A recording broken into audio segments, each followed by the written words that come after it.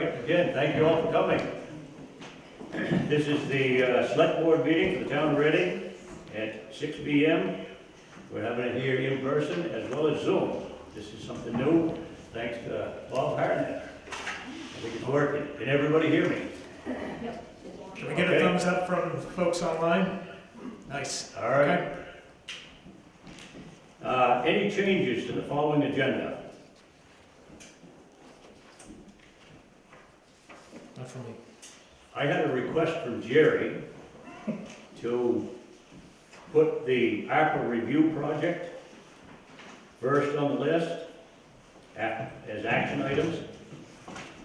Is that okay? Are you still willing to do that, Jerry? Yeah, if that's okay with you guys. We have Avery here who put together the proposal. Okay. And he's on a little bit of a limited time for this evening, so I was hoping if there was, I guess effectively where we wanted to start was if the three of you had any questions specific to the proposal. I think between a number of individuals that are here in the room tonight, we'd be best able to answer those questions, including Avery. All right. I'll switch A and B then on the agenda.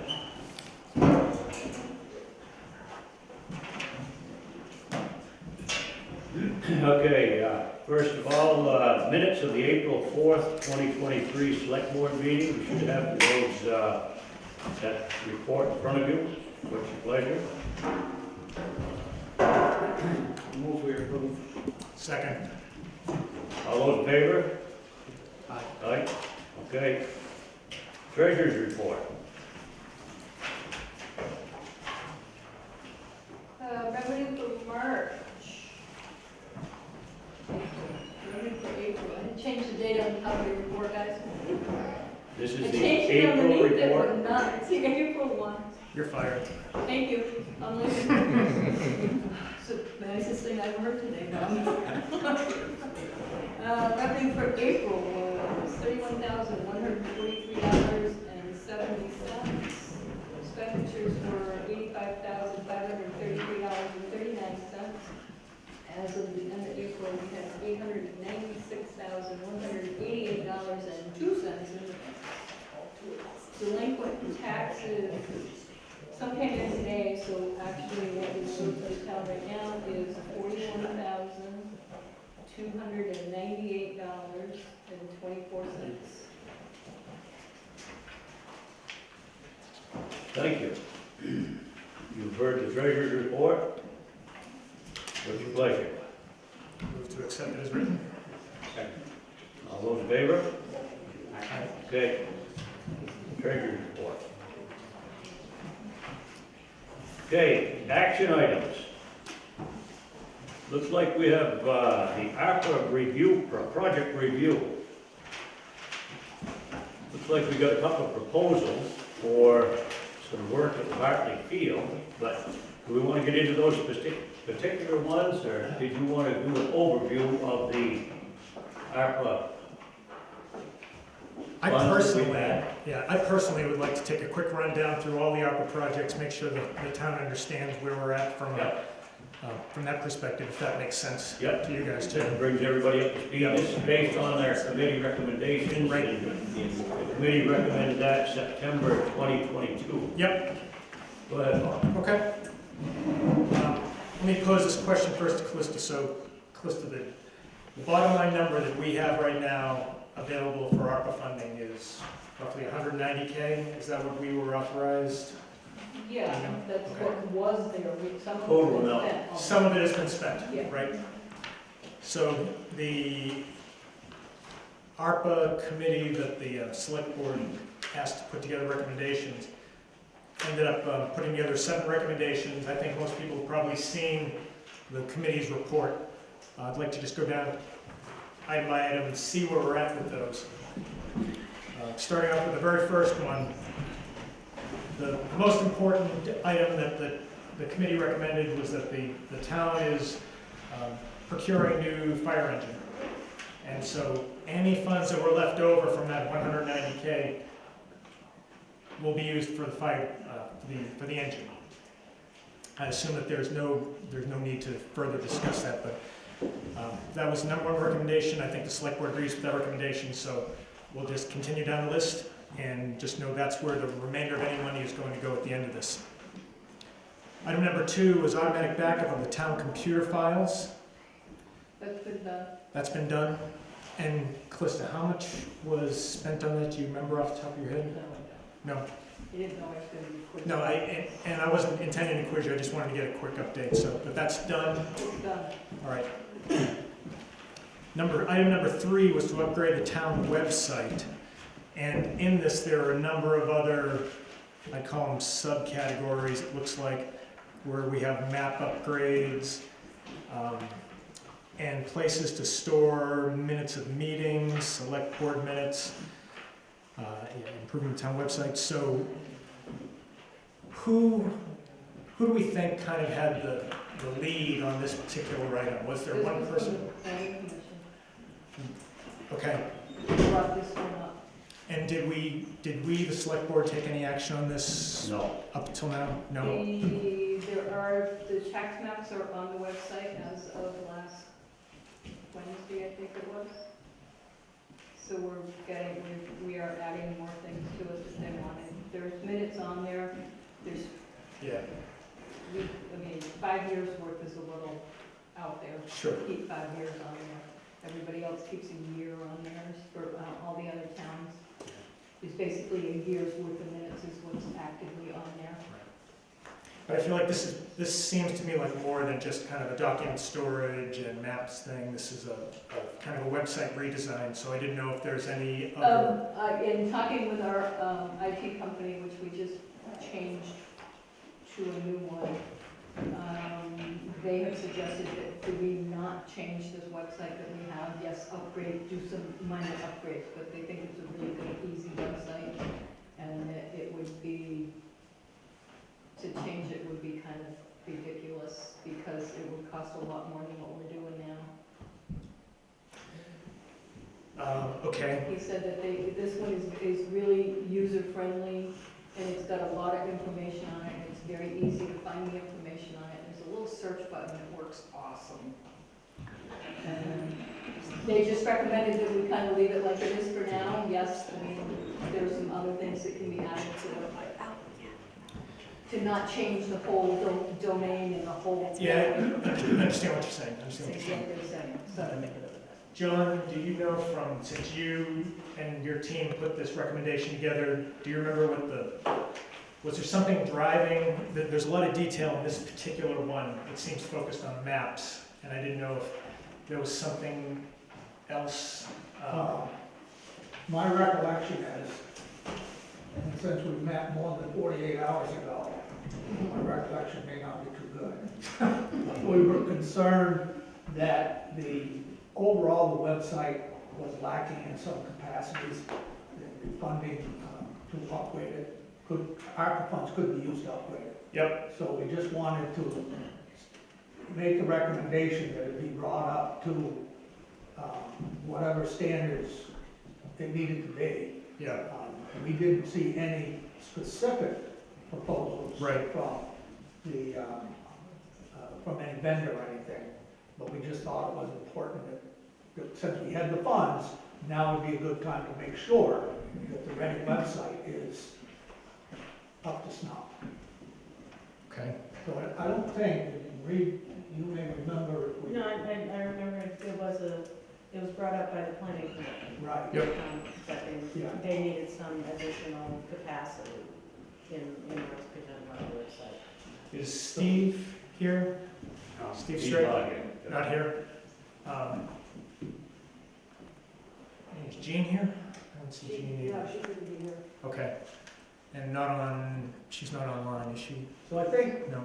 Bob, I think Yeah. that the planning commission is sort of taking the lead on that, getting that dovetailed with everything that's in recommendation number 3. Okay. And they were looking initially for about $6,200. The committee's feeling, ARPA committee's feeling was that probably gonna run a little more than that, maybe not, but then we didn't have the specifics. Yeah. I know that Jean gave us a proposal from a map company, I think, last month. And, but again, that's only part of it. Right. And I really want to see what the whole plan is. And I'm not sure who has the vision for that right now.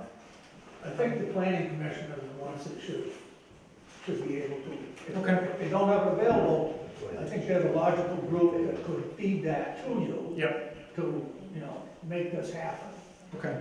And Are you guys okay if I kick it back to the planning commission to give us a little more specifics about, Well, what the something you need to website to do? understand about Yeah. the planning commission is they have certain things on their agenda. We already have maps Okay, that the listers produce. okay, Those maps are on the website. The planning commission wants to go solicit somebody else and get different maps. okay, So I think it's wasteful spending for the planning commission to get these other maps. okay, So I think we're hitting a lot of the topics that they were looking for, but we don't need to duplicate things. understood. But it's worth it to go ask the planning commission to bring us up to date Yeah. with what we have gathered so far, what we need to, down the road, Yeah, keep us going. If I can just add to that, I had a conversation with Jean a couple of weeks ago, and she was asking me questions about the mapping. And as things progress, anytime there's a development proposal or, people need to know if their house is in the floodplain or not. The electronic maps that the planning commission is talking about are far more accessible and convenient, and it's easier to find information than, coming in here, pulling out a paper map, figuring out where you are. Doing the online mapping is, and then any contractors, engineers and stuff like that, that's what we're gonna use. So We just to also kind of just keep up with had, that, it Penny. makes sense. we've also just had, the state finally got in touch with me, and then I passed them on to the listers on updating what they do. They have lacked in getting together with a lot of people, a lot of towns to update them. It's been 2018, I think, Yeah. since they did it. They have now got the information from the company that we use, Avatar. And Guy told me today that it should be updated within 2 weeks. And that link will go onto our website once they update it. I'm not, we'll add that to where I have the other maps also. so I guess I'm not a fan of continuing to kind of kick the can down the road or drag this out for a while, so I'd like to see somebody kind of take ownership of this and make a presentation to the select board, and we either say yes or no, as opposed to individual piecemeal things coming down. So I will go back to the planning commission and say, we think the website kind of is adequate right now. If you disagree, please let us know specifically what the issues are and about the maps, and we'll make a Yeah, in decision. talking with Steve, he says that they're in that process, Okay, so he's aware of it. okay, great. That was requested of Steve at the last meeting, if you remember. I specifically requested him to come in with a proposal for exactly what they are looking for. Okay, So, and nothing. all's in his court already. Good, all right. Then we'll circle back with Steve and see if we can get that for the next meeting. Okay, moving on, item number 4, public health outreach. Described as helping to make our population healthier by having a community nurse available to others than seniors. Could include education on ways to be well, exercise, good nutrition, medication management. So it seems like this was a good idea, but not really a proposal per se, and I didn't know if anybody knows about any action that's been taken in this area. I think our community Yeah. nurse talks to anybody. Yeah, there was a request, when we put out the request for projects. Yep. The ARPA, the committee put that out. This came in from someone in town. We were in the middle of COVID, and Yeah. people were really concerned about whether or not some community members were getting the attention and the care that they need. And I know there's a nurse, and we got DNA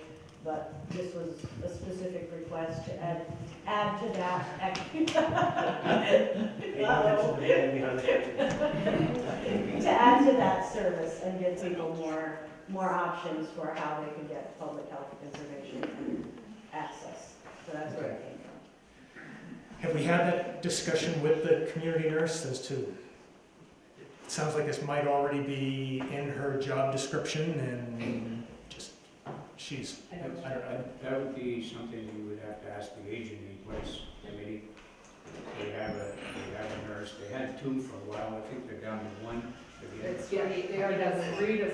And Rita is going to be doing more. Rita is going to be doing more, once she retires next month. Oh, Rita's Rita's retiring next month?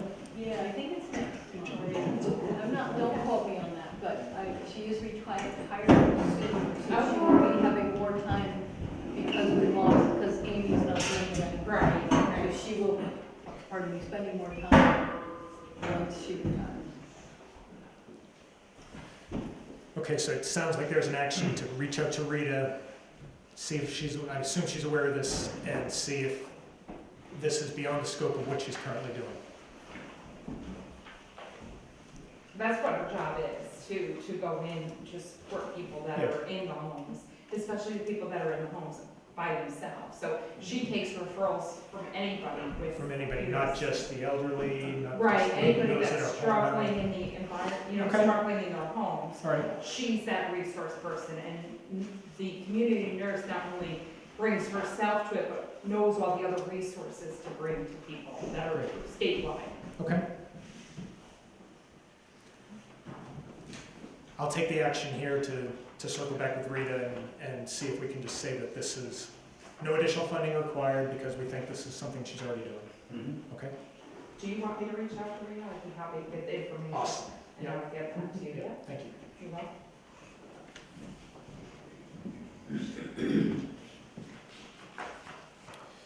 All right, item number 5 of 7.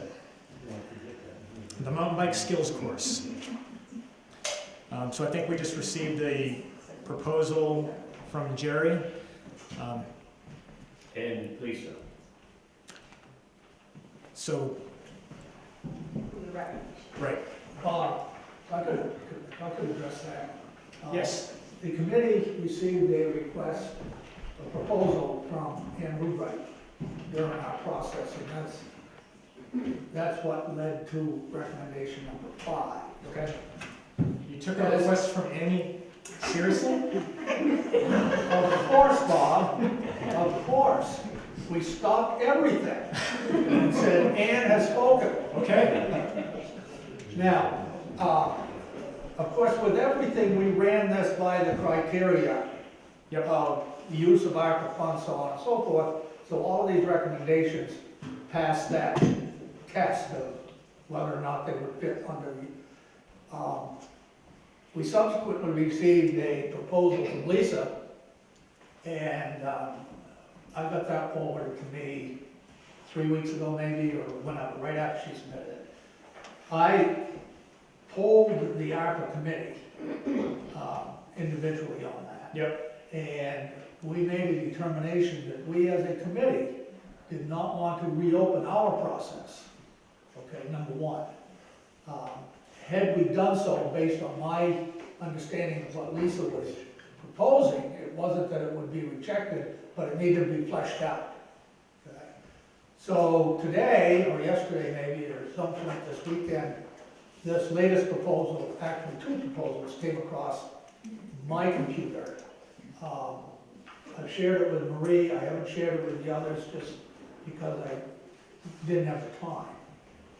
Both of them, from my perspective, would dovetail with what Ann had proposed about a mountain bike trail. In other words, the funding would qualify under ARPA criteria. From a personal perspective, I would encourage you men, the board, to go back to maybe the Recreation Committee and pull both or all 3 of these proposals into one cohesive program and determine how they can be done and what the cost would be. estimated cost, I think, on Ann's was 2,000, and I see 5,000 on one, and 9,000 on the other, with maybe some cost overruns, maybe not that much. But you're only talking $16,000 if the total project were done. Yeah.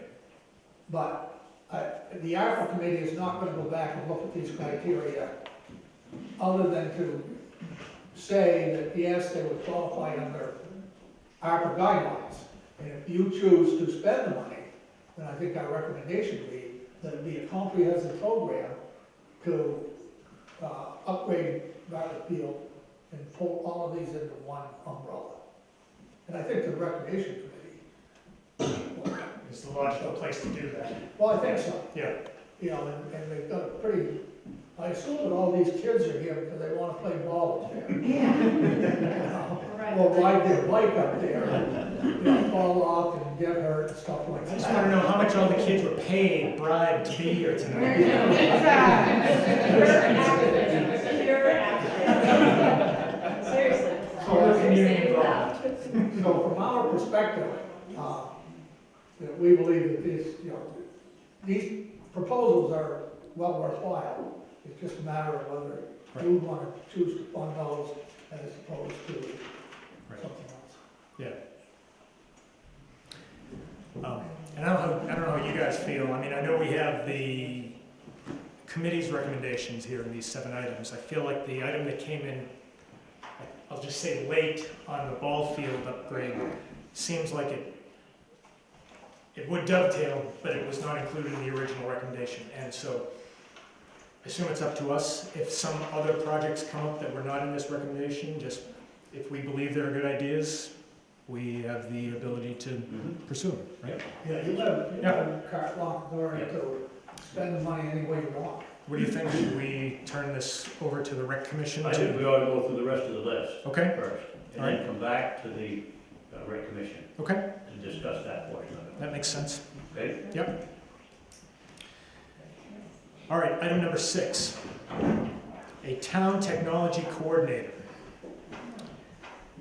So this basically is it looks like a part-time position for 2 years to help with kind of what we have going on here right now. And work with Gavel Valley TV. Have we, I guess I'm looking down the table here, have we done anything about advertising or asking for it, see if anybody's interested in this kind of a position? Don't look at me. Up until now, we really haven't had the need. Yeah. Um, I would say we had the need, but somebody has been generously filling in Yeah. their time. Right. Thank you, Gary. Yeah. No, we haven't tried advertising for anybody. Yeah, Tried to get volunteers to do it. So far, it's worked.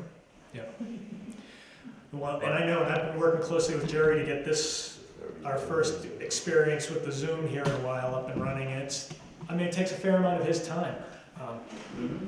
I would think that this would be a worthwhile thing for us to pursue. I don't know if we'd get any takers, but it seems like something we should probably advertise and go out and see if we have a... I thought Okemo Valley TV was advertising for it. Okemo Valley TV is advertising for, I'll call it Rebecca's position up there, somebody to help out and run the camera kind of from their perspective and help on the far end. But I think we have other technology needs here. As we've seen, like with the Planning Commission, there's an awful lot of potential technology upgrades that are being considered, and what we do with our document management and storage. Seems to me like there's a need. It's probably worth mentioning that it would extend to, in theory, all town committees that want to operate in this capacity. It wouldn't just be Zoom for the select board. Yeah. In theory, I would think this role would be able to fill in for all of the committees and all of their needs. And Jerry, I know we've talked, you've been graciously filling in here, and I know you're doing other committees as well. And you've been very clear saying you can't do this every time. Right. So I know for our particular meetings, I need another Jerry. So either a technology coordinator or somebody who's really good at cloning. So we haven't had any technology coordinator for at least a year. Yeah. How long is this process gonna run? These ARPA funds, we have to commit the funds by December December 2024. 2024. And then expend them We spend them by December 2026. 2026. Right. So are we gonna continue to have Zoom meetings after this money runs out? I certainly hope so. Yeah. So how is that gonna get funded? Town budget? Well, I guess it's my hope that by that time, after experiencing this for 3 years, that we will know how to do this with minimum extra technology assistance. My hope. And I know it's taken a lot to get us to this point here today. I think the longer we do it, the easier it's going to get. And we will know, we will know after a couple of years how this is going, and we can just. I'd like to poll some other towns, because other towns are doing Zoom meetings. Yep.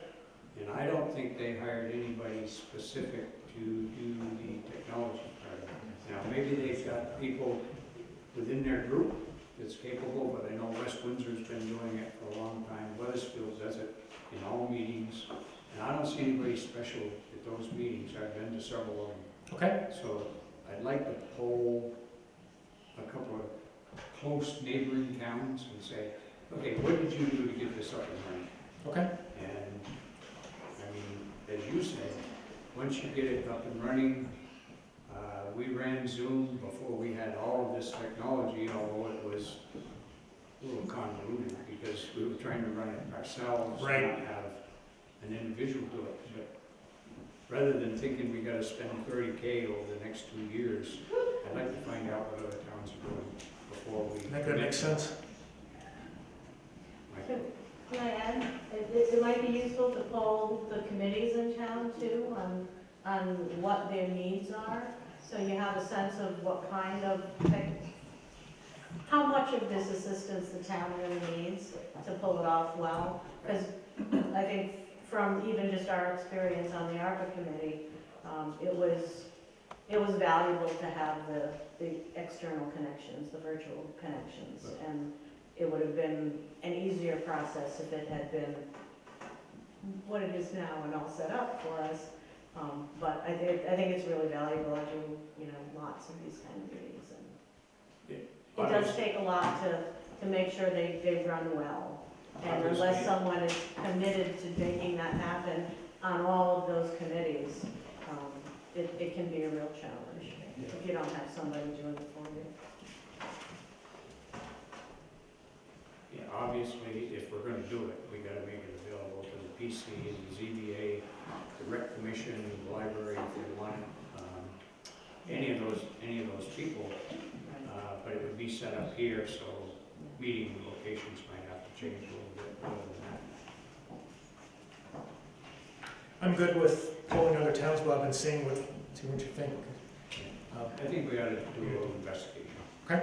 And when you say we, who is we? I want to. Should we allow him to? Yeah, I think that would be a great idea. I can get in touch with West Windsor. I know the people there, and I know the people who this really well. I'll find out and then introduce you to them. Okay, sounds good. Thanks. Can I ask a question? Are you still looking for a part-time person in the office to help collect stuff? Yes. Could that person, no. That's not what that position is. It's an assistant clerk. It's not. But part of their responsibility couldn't be to be the technology person? It's only 8 hours a week. Okay. It's not, there's not enough for that. Because it's only 8 hours a week.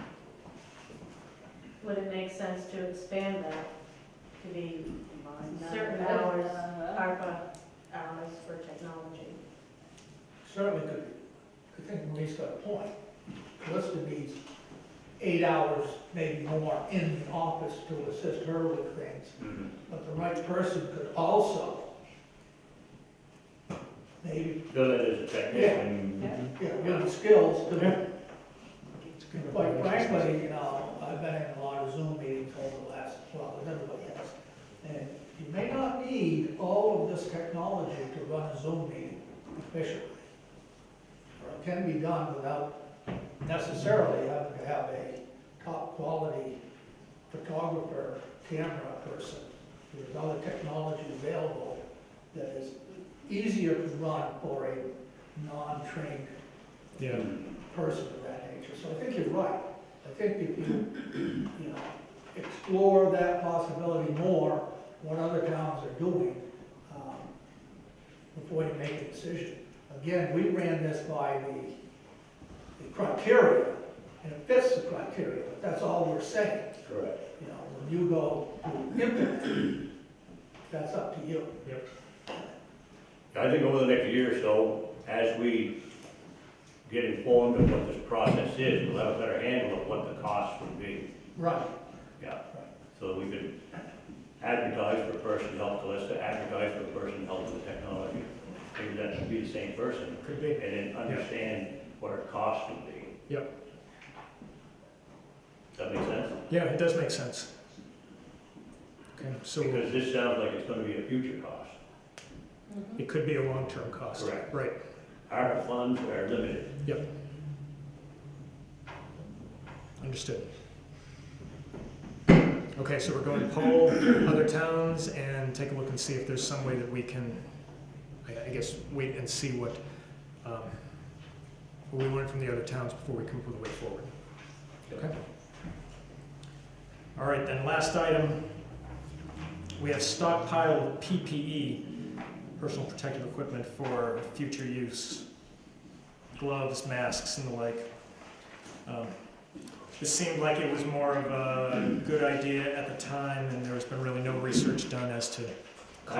Actually, Bob, we have purchased air purifiers.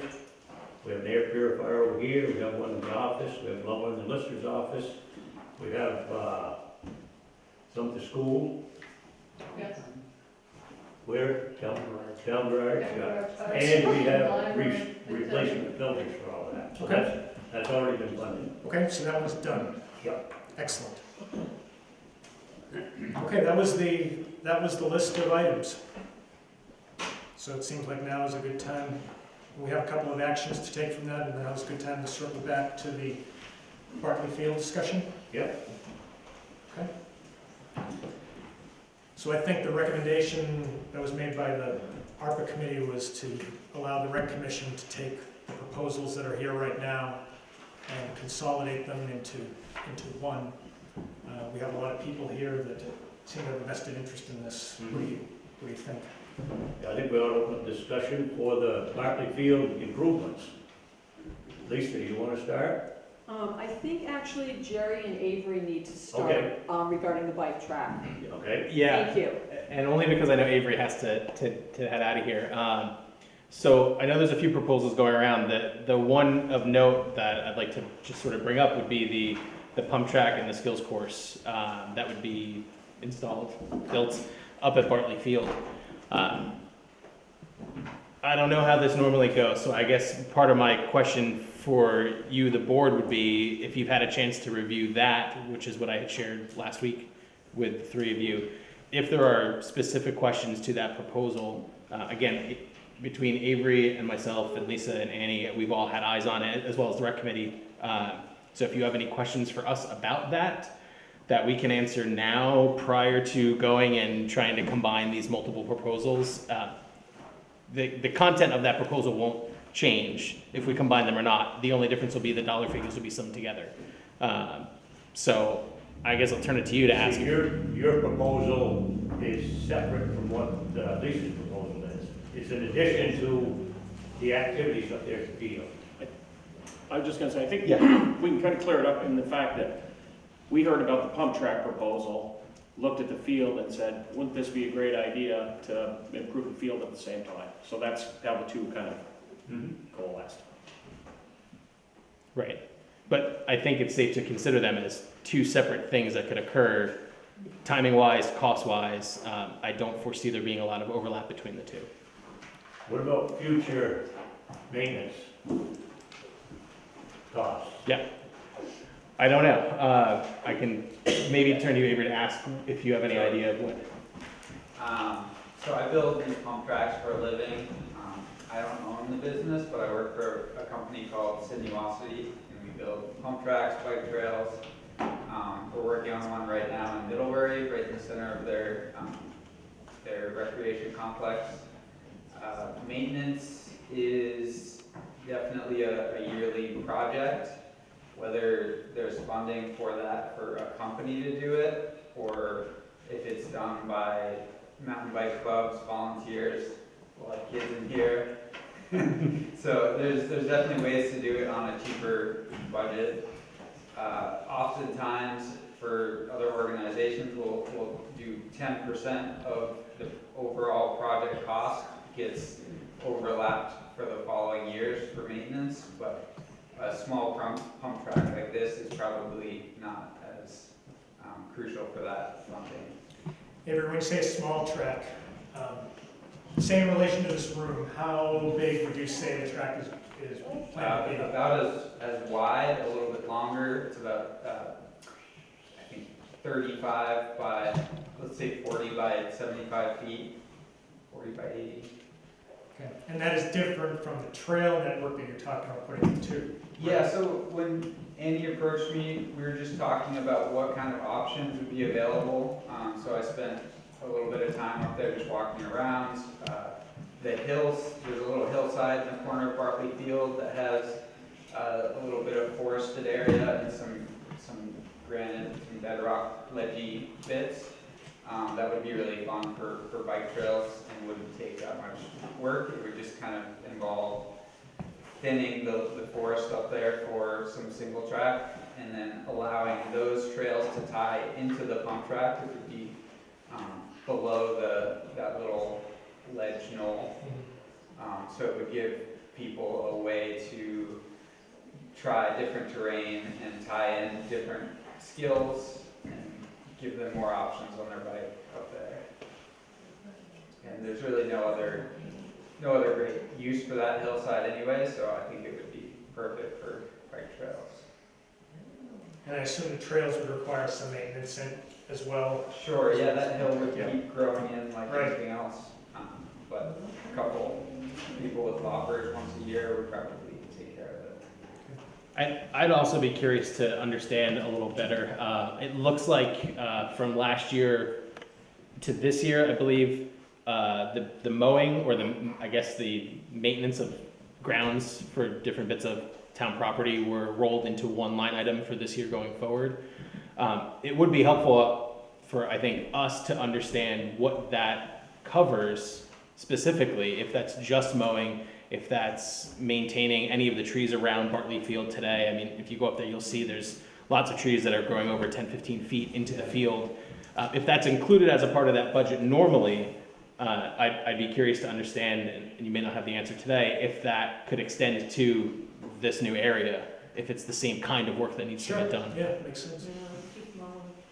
It's just mowing right The now? contract we have with the company is just mowing the town properties. It's not any of tree maintenance or anything. Okay. So, sort The of, maintenance of the trees is usually done by volunteers. Kevin Barnes and myself went up there several years ago, cut all the brush and chipped it all up. Yeah. But probably ready to be done again. yeah.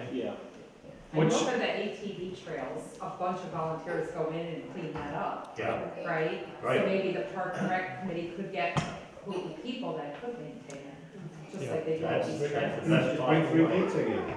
Free pizza. That's exactly right, yeah. Well, and that's kind of the intention with this proposal specifically as well, is to try to leverage as much volunteer community help as we can. We know there's plenty of people in town with a combination of the skills, the time, and the equipment to help with this, which is why I think the majority of the proposal that Avery put together is mostly materials. I don't think we'll have an issue getting folks to come out and help actually execute it.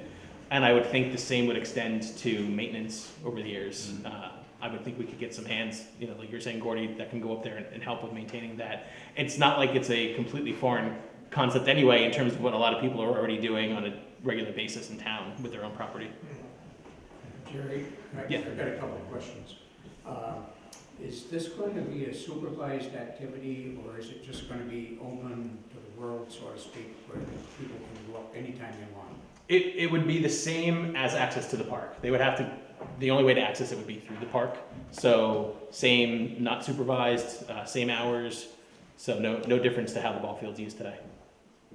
Okay, so then that raises a concern on insurance, but we can address that at a later point Sure. in time, because I've heard from VLCT that the exposure could be quite serious, as you can imagine. But I haven't looked, and so I'm not entirely sure unless anybody else here knows off the top of their head. Do we already have any sort of, disclaimer's not the right word, but is there any signage at the field right now signage, in terms of waiving the Is it at town? risk or something? Yeah. Like that? Yeah. I don't think so. Okay. So how are we covered today? And if it's not worth talking about this now, we can table it. But our assumption going into this has been we would assume there's not any additional financial liability risk to the town, a ball field versus the park. I mean, somebody can go up there on bike today and do something stupid and jump off the bleachers on their bike and get hurt. I assume you're right. Right. I know you're right, but that's something that we've got to. I think my wife's dialed in. Can you say that a little louder? I don't. Oh yeah, I know. It's just something that we've got to address. Yeah, absolutely. The other thing that I wanted to mention, in reading through the proposal, one of the major costs is soil, to Yeah. build up the track Yeah. for drainage and stuff like that. And I would say to the gentleman that put the proposal together, who I just met last Saturday, how are you doing? We have a tremendous amount of material up at the highway barge. Now, it is dirt and clay mixture, and there are some rocks, but we do have a screen to get a lot of them out. So all I'm suggesting is that you take a look at that, and I'd be glad to meet you there anytime you want to see if that would be suitable to cut down some of that $3,000 cost if we were to go forward. Yeah. Obviously, the sand on top, we don't have that material or the material we want, but we do have some of that stuff, and getting it from there to here would be Easy enough. my time probably. Yeah. Using some of the town equipment, but in any event, that's one thing that I would throw out to you guys to consider after looking at the material that's there. Came out of a bridge construction project, so it's tough. Okay. I'll leave it. Yeah. No, that's good to know. My big concern is just what's the exposure to the town. Right. I think I think it would be great for the kids, much better than Jumping off the wall over here. Tyson Road Yeah. on 106. Right. And Yeah. you know, I was here as a kid myself, and I won't tell you what we did. That would be a good conversation, but, Yeah. I think it's a good project. It's just dotting some i's and crossing some t's, in my opinion. Avery, what's the life of this project? Have you built them in the past? How long do they normally last? All the ones I've built are still standing.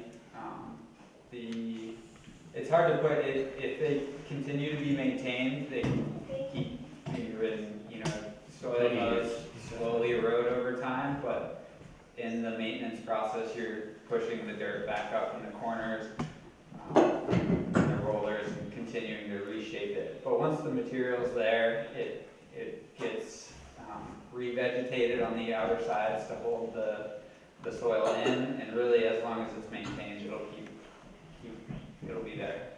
Okay. Any other questions on the pump track? I got one. So, as far as placement goes on the field, and if you're gonna build trails through the woods, it would be good to have eyes on that, on where that is environmentally. That is right against a river, so it's gonna flood at some point, whether we like it or not.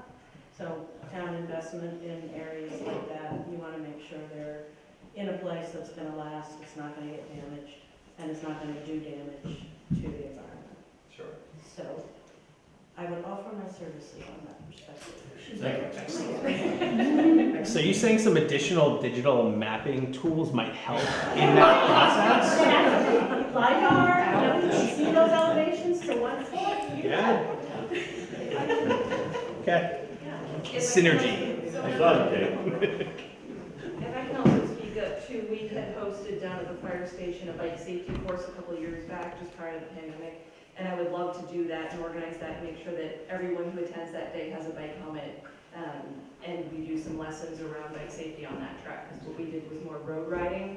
And I think having a more off-course obstacle bike class would be fantastic. And again, I can get helmets for all the kids that need them. Yeah, and I should piggyback on that. I'm doing a bad job here as being on the rec commission. The intention is not for this to be something that's built and then just kind of like announced and let go. We as a rec committee, and I'm sure other organizations and non-organizations like what Anna's sharing here, would love to promote having events there and doing things there, versus it just being something that's kind of set up and we hope everybody remembers and that's it, and then it falls into a lack of use. And the ball field, not just the track, but the ball field. Yes. Very important. Yeah, absolutely. I mean, obviously, this does coincide nicely with the ask around the ball field itself. And this, I mean, the rec committee, I don't know if we want to pivot to that, but we can. I guess before we talk about that, I know you have to balance. Is there anything else anyone wants to ask Avery before we? So you're not replacing the ball field? This isn't going on the ball field? No. Deep right field. Yeah, I don't know how well anybody's going to be able to see this, but this is an image. I'm happy to share this with whomever. Image of the ball field. You can see the minor diner in the top right corner here. The ball field is kind of in this area under the legend. So this is the northwest corner. Is that right? I think so. Yeah, the northwest corner where I think there's it's past where there's a little swing set. It's kind of a heavily wooded area, but it's inside of where it's fenced in. Nobody really goes over there because I think it's like Tick City back there right now. But yeah, so this would not impede on usage of the ball field unless anybody's hitting them that far out. And then, Home run there. yeah, then you've got a little extra fancy footwork to do. And there's no abutters, Not that I know. I guess I'm actually not sure. Avery, is this all within the bounds of the fenced in? Yeah. It is, right? Yeah. The only thing while it's being constructed, obviously, the ball field won't be able to be used. Right. Because we will need to bring material in. And there might, it needs to be done when it's dry and conditions are suitable, because you are going to be taking a big truck over that field, and we want to not disturb the ball field while we're constructing it. How long is the construction process? A week, give or take. The proposal I gave was pretty bare bones, just to help out, and I'd be happy to offer my time for what was in that proposal and do what I can to help, but it'll be, I'll have to figure out how to make it work with everybody else's timeline and my own timeline. That 1 week is just for the pump track you're talking about, not the trail network as well? Or it's all of it? Honestly, that trail network could be pretty quick if that would be a volunteer project, I would say, because it's cutting and clearing some brush and maybe a little wooden bridge roundabout. It's pretty ideal back there for quick build single track. So am I correct, the pump track is basically the area that's on this picture that looks like a parking lot? Yeah, the little shaded gray area. Yeah. I was thinking it was the green line, but that's the trail. That's a trail. Right. So I just want to thank Avery he's been really helpful right from the very start. And I couldn't believe you're right here in our town. I found out that's what you did for a living. So it's been really great. Thank you so much. You're welcome. Any other questions? Yeah, go ahead. Does the town have the well tested up there at the ball field? The drilled well? Not recently. Nobody's been using it, so I haven't. So there are no results on record? Well, I think it was tested at one time, Kevin, but it's probably years ago, so probably the best answer is no, the results are not current. We want to test it again. Okay, thank you. Yes, sir. For Avery, is it just going to be rollers and like a couple trails, or can there be like some features like a jump or something? We could the sky's the limit if the town's donating material. Yeah,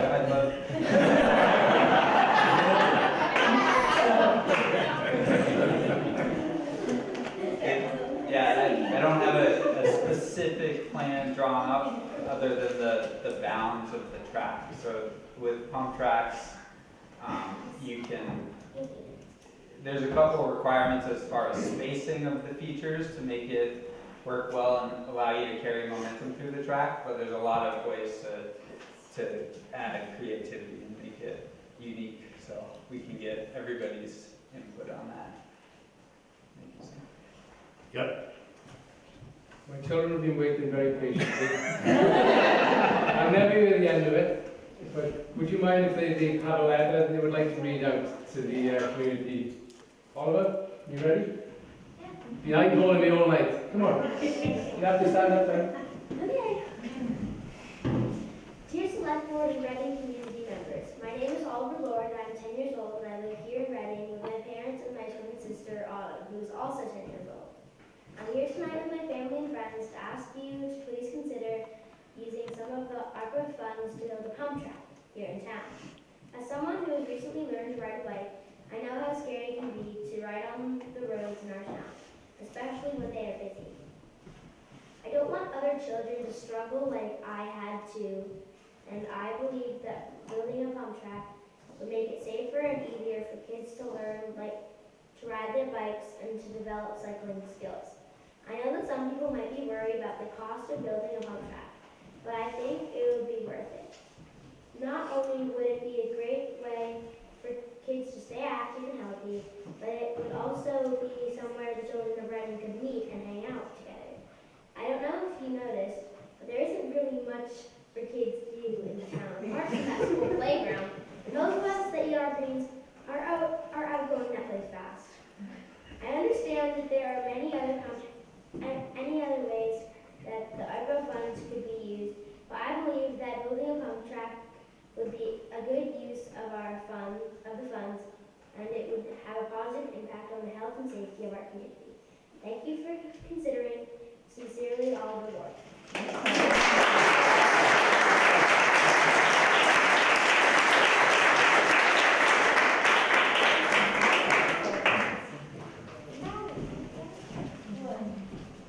Any other questions on the pump track? Avery, I assume you're gonna need some special help to test this? Yeah. You only had some people around that are willing to help? Nice job, Oliver. Good job, bud.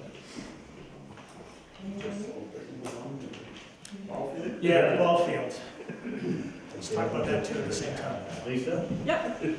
I did make some copies of what the proposal is for everybody. I did not realize that we were having such an excellent turnout, so people may need to share. Did you guys get a chance to review that? I know we sent it kind of late, but you guys got the... Thank you, Avery. Thank you, Avery. Thanks, Avery.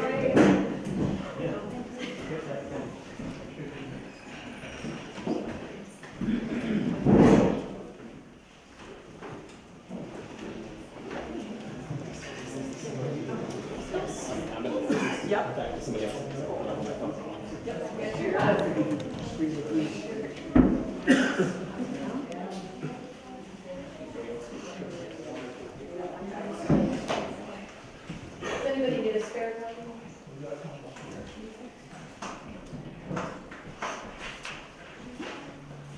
So do you want me to give you just a brief overview first? Sure. Go around the post. So, as I mentioned before, the thought process came to light after the proposal for the pump track, in light of the fact that we were looking at the field in the last couple of summers. The baseball fields were pretty heavily used like weekends, which has been great. But of course, over the years, things have deteriorated on the field. So basically, we looked at it and said, what really needs to be done? Other than, there's definitely, like you mentioned, Gordy, there's a bunch of trimming that needs to be done around the fence line because everything's starting to grow back in again. Some debris removal, stuff like that. Painting, pretty much the dugouts are all structurally sound, the backstop's sound, just a few nails, odds and ends, nothing serious there, and some painting. The biggest cost factor in the proposal is for the infield. As it stands right now, the infield is entirely grass. The bases are, I don't know how old they are, but they've been there a long time. So the proposal was to rent a commercial trimmer or commercial edger, measure out the Little League field dimensions that are already there, but incorporate a cutout infield with dirt base paths, and to replace the bases to bring the field kind of up to snuff for playing purposes. For example, right now the pitching mound is a piece of 2x6 pressure treated that's stuck in the ground. And there's some, you know, the field in and of itself is in pretty good shape. It's pretty level, and the mowing that's being done is certainly sufficient for what we think we would need it for. The cost on those, on the price list on the various things in there is pretty accurate. The only thing that we did not try to figure in yet is the trucking of the material. We certainly have canvassed, and we can get volunteers for operators and equipment as well as, you know, laborers. The person we consulted the most, Terry O'Brien, who lives over in Cavendish and runs Grebben Field. Some of you guys may know that field over there. It's like a little mini Fenway Park. He's been doing it for, I don't know, 30 years probably. So he said he'd be more than happy to consult with us. He gave us the information on where to get the infield material. Back to the infield material again, like I said, the logistical part of it, the costly part of it is getting it from Castleton area over here. So Cavendish had, when they did their field, incorporated the town's trucks into that process as well. So without coming up with more of a total than what we have, we kind of needed to know where we stood with that, how we would get the material, if we would have to, even if we were to look into someone donating their equipment and time and hauling it, I would certainly want to, you know, reimburse them for the diesel fuel as well. But I think that 5,000 is pretty close to where we need to be. There's not a whole lot of outlay. It's more just sweat equity. So if you have any specific questions, I probably can't answer them, but I'll try. And I can add, in terms of the Recreation Commission, as I think you probably know, we use the field the last few years, not quite as often as we would have liked, but planning to go back to normal, where bunny hop takes place up there, and then on a monthly or bi-monthly or maybe even weekly, depending on turnout, we do outdoor game nights or evenings up there. We usually fire up the barbecue and people bring some food and cook and play games on the field.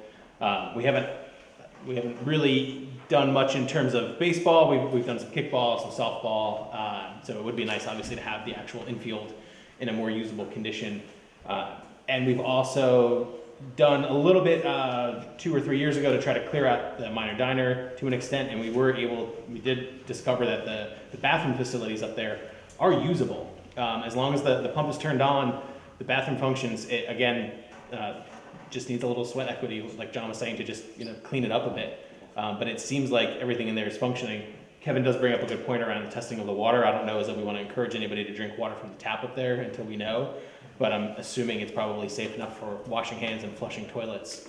So it would be nice to be able to kind of think of that in consideration of this, that to what extent that bathroom is open or not, and when it's used is a whole separate conversation. We understand that, but that there are facilities up there that would further extend the usability of that space beyond what's being proposed here. And that would only require some labor.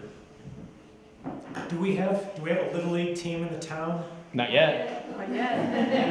I'm asking leading questions. So is Not that anymore. Right. Yeah. Not anymore. Lots of Little League players. Yep. There used to be a Little League team years ago. And I mean, even if it doesn't get to that point, just the last couple of summers, the instruction and pitching and hitting we were able to do there was nice. So if it was a little better facility, it might get more use. And we dovetailed in that proposal too, straightening out the horseshoe pits. I can't remember the but just so make it more of a family place to go. Do the Little League age kids in the town participate in other towns? Yes. Okay.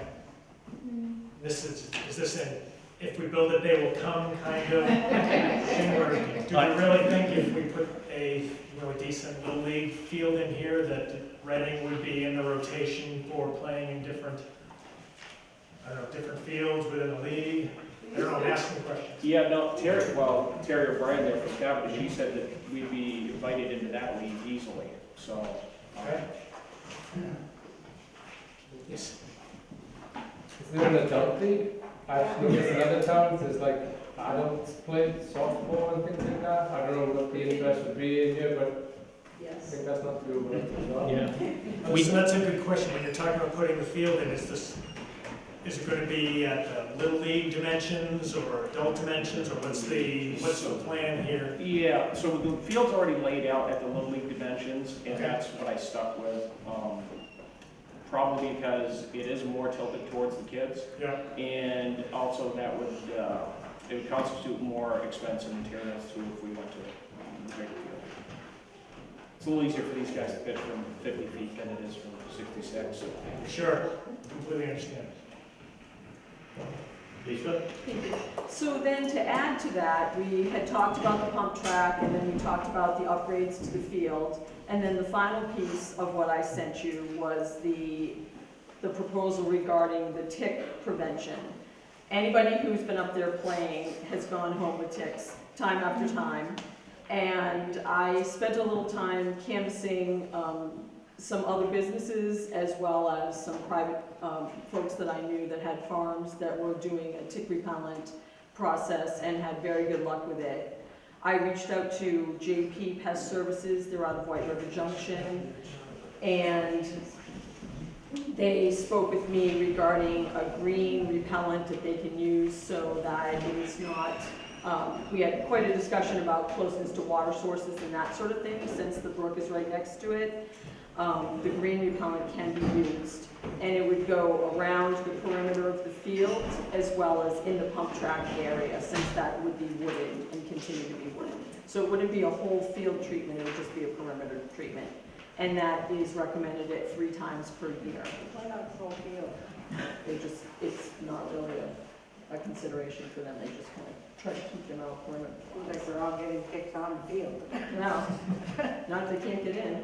And it brings up the cost, obviously. I mean, you can certainly check with them. The quote that I was given, as you see there, is $511 and change per treatment. I realize that, you know, I'm asking the ARPA funds to cover that for this year. That may be a service that if we have really good luck with it, it may need to be fundraised or perhaps even donated going forward. So that's the proposal as far as that goes. You said 3 times a year, Lisa? Correct. Excuse me, they said, of course, too, the trimming of the field, getting the brush back from the fence, creating that border makes a big difference. So they did suggest that the trimming would happen first to make sure that you can get all the debris out of there, and then they can be actually treating the ground versus, you know, the stuff that we're trying to get rid of anyway. You have a question? Well, I just wanted to make a statement that having already raised a kid, the best thing to keep kids away from bad things as they get older is to have them be on sports teams, have them do recreation outside. It really changes their whole way of seeing things into a much better way. But I wanted to, is it too late to make a comment about the website upgrade? No. Okay, so my name is Jane Karch. I'm the recording secretary of the Planning Commission, and I'm new to town. We moved here 2 years ago. So because I'm new, I have to go to the website to read about things and check out the spelling of names, etc., etc. And I find it to be very cumbersome. Like if I go on to look at a list, an Excel page comes up as a PDF. So even just for me, if you could upgrade the system a little bit to make it easier for me to complete my secretarial duties for the Planning Commission. Jane, I offer that please make sure that you let Steve know, because he's going to be coming back to us with a, you know, hopefully a little more complete proposal. He knows. Okay, great, thank you. Jerry, can I ask, as the Rec Commission? Yes. Will you be taking will the Rec Commission be taking responsibility for both of these proposals, or is the field upgrade separate? I would like to say yes to the field upgrade, but to be completely honest, the commission hasn't had an opportunity to meet and discuss whether it's something we take on. We meet next week, Okay. and certainly gonna go on the agenda. Yeah. Uh, One of the things you're gonna hear me continue to harp on is, for projects that we're taking on, is I want a belly button that I can talk to, who has the lead and responsibility for this, if we decide to do it, so. Right. Again, I don't wanna speak for the rest of the committee. I don't have a strong reason not to say yes to it. It seems like it falls right into our purview. It's just one of those things that hasn't been on our plate for a number of years. Certainly since before my time on the committee. Lisa, I don't know, I'm not sure, depending on your tenure with the commission, if you've got any experience with rec kind of owning maintenance of the ball field. The last time we had a Little League team, I think my youngest daughters were in 4th grade, and then we ran out of kids and we had to go join Brownsville, and so that was probably 2003, 4? Yeah, somewhere in there. I think the rec commission took total responsibility for Little League at that point in time, and Bob Kilpatrick had been the one who had gotten Ben and Jerry's to fund the initial cleanup of the park, which was like 2001. Yeah, the fence went in and backstops were changed from the north to the south. Yeah. So it was in good shape for a couple of years, and then we kind of ran out of justice. Because we don't have enough affordable housing. That's another. Let's get on that. Any other questions for the committee? I just have one other comment. This is back to pump track for a second. So just so everyone understands, I think it's not just for kids. I mean, adults can ride this too. But it's for little peanuts. I went to look at a pump track up in Waterbury, and this little 5-year-old, little chunky square 5-year-old, is riding this thing, and he learned handling skills so fast. It was really fun to watch. And you learn your skills really quickly on these. And I don't know, I think it was just so awesome for all ages. The 5-year-old has less fear than you do. We have a 2.5-year-old who's been playing in the Windsor Bike Park. So it sounds like we've got a lot of information given to us. We should review our insurance to see what that would be, to see how much cost that's going to be. We should get our well tested. Anything else? It sounds to me like this fits the criteria for the ARPA funding. It benefits the majority of students, children. It benefits a lot of people in town, which again is part of the criteria. I agree.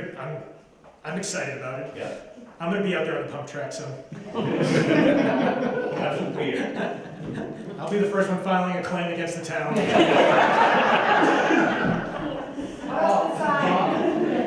Let me know when you're going down, I'll bring my first aid kit down. So can I be the nurse? So will there be a sign that you can't be in that park unless you're wearing a helmet with these kids on the bike? I think we have to look at that. When we talk about liability, we're gonna have to see what do we have to have in the way of signage, hours, things like that, so. It's like one more quick question before we get off that subject. So I don't think there's going to be, I don't foresee any conflict between the two projects as far as working around each other, because there's a lot of other stuff certainly that we could start and do before the actual infield needs to be done while they're working on, on the pump track.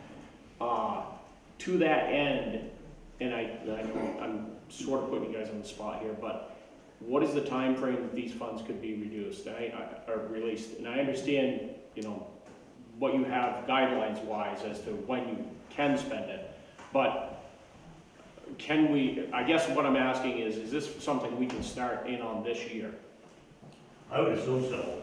I think if we can figure out what we have for insurance obligations for this project, get the well tested, what's that? A couple of weeks for the well test? Yeah, I guess. I think you could probably go with the project anyway, we just determine whether we can use the well or not.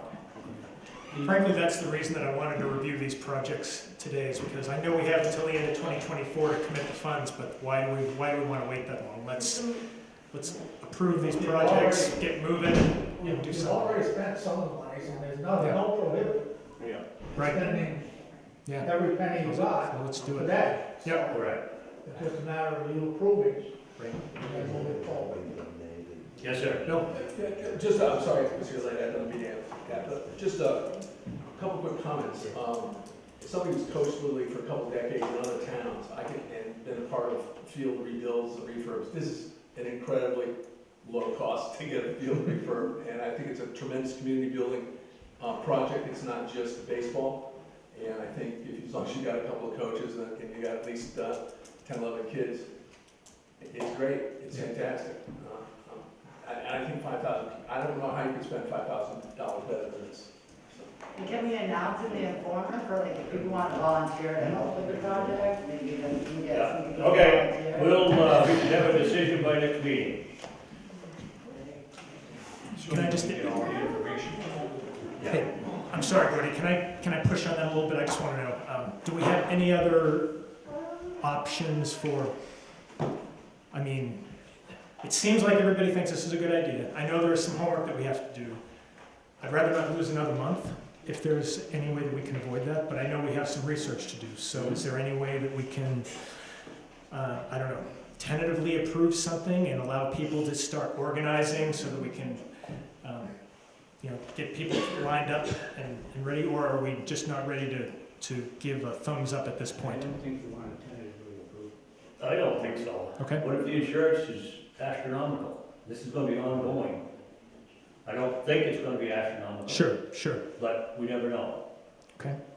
Who handles the insurance policy for the town? VLCT, Okay, VLC, yeah. so Callista's gonna get a VLCT to ask this question? Okay, And possibly we need to talk to what other towns have done in this situation.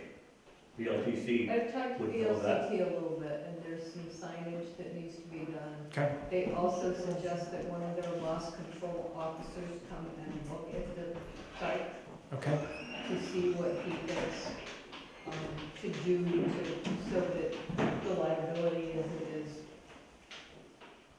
okay, as reasonable as okay. So there's that, and then there's the well, right? The well is interesting, but it wouldn't really hold up the project, Wouldn't hold even up if the it, project. even if it tested poorly, right? Correct. You always buy one. Right, so it's really the liability and insurance issue right now. Okay. I mean, if we, and I'm not pushing Calista, I just wonder, if we found that out in the next few days, is this something that we can do? Do we have to do it at the meeting? Can we do it We out have of the one meeting? meeting, And then have a special meeting? Okay. have a meeting to discuss it and approve it. Okay, Okay? all right. So we'll plan on having it at the next meeting? Yep.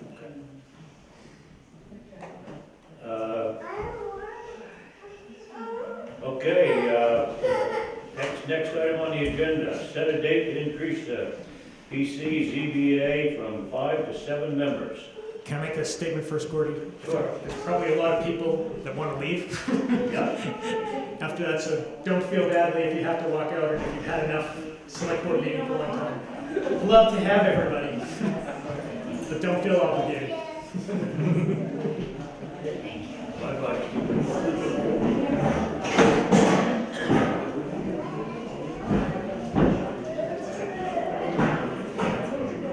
It's warm in here.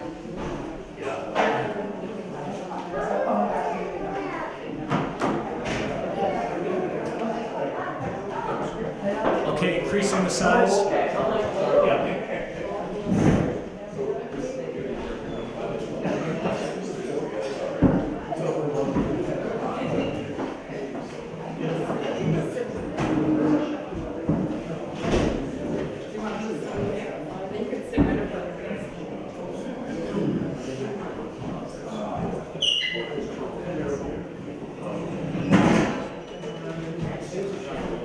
How you doing?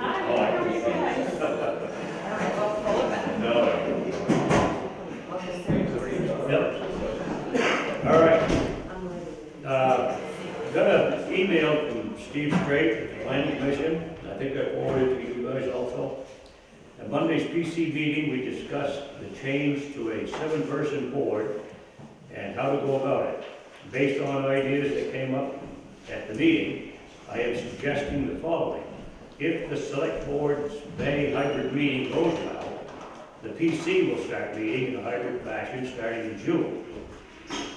We can all continue advertising the 2 vacancies and ask interested persons to contact you as noted in the Informer, and to attend the July PC meeting to introduce themselves and answer questions from the PC and any select board members that can attend. Based on that, the PC can make their recommendation to the select board, and you can make the final decision. Please discuss this at your meeting on Monday. I'll be out of the state all day on Monday, won't be able to attend the meeting. Thanks. Steve.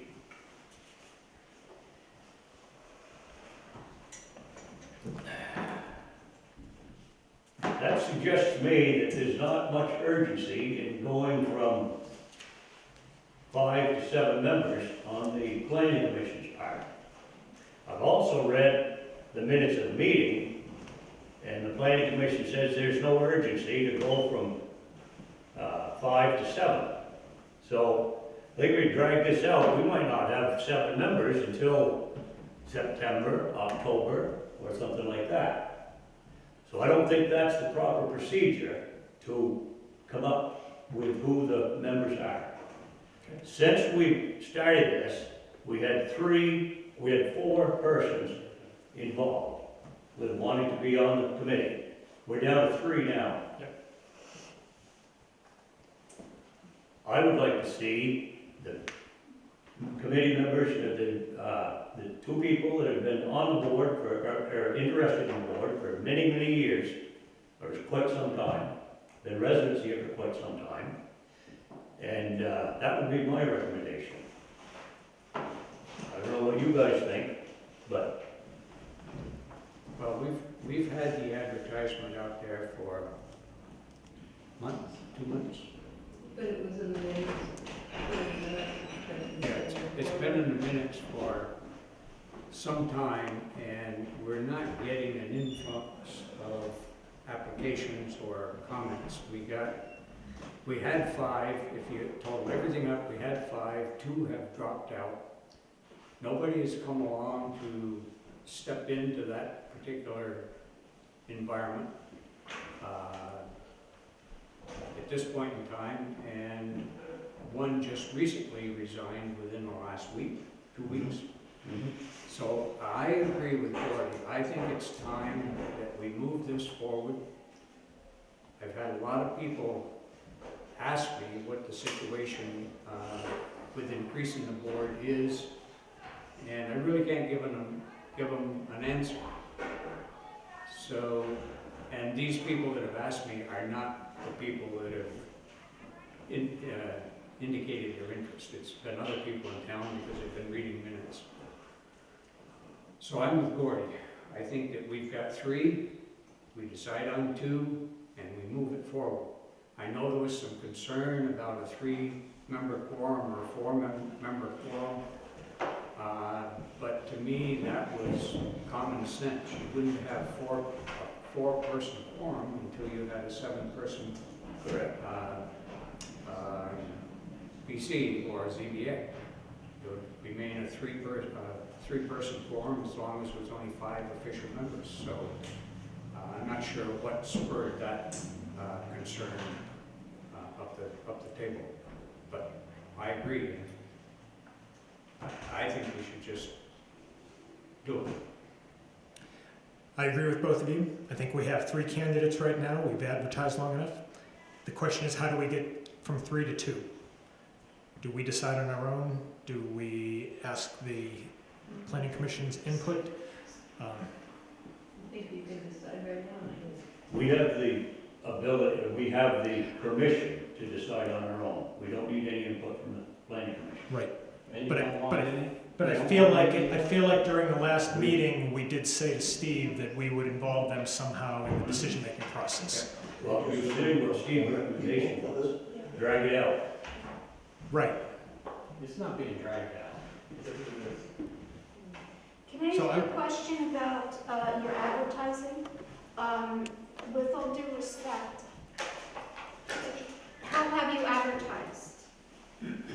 just through people reading the minutes of the meeting? Front Porch Forum it was in as well. Or not Front Porch Forum, it's the Informer. Oh, just the Informer, I thought it was Front Porch Forum too. I read both of those religiously, and I didn't see it in either. I know it was in the Informer, I know I saw it in the It's on page 3 of the Informer, Yeah. and it's been in the minutes for several months. Jane, are you saying it should be advertised more broadly because you think there are other people? It's possible, I think so, That's my opinion.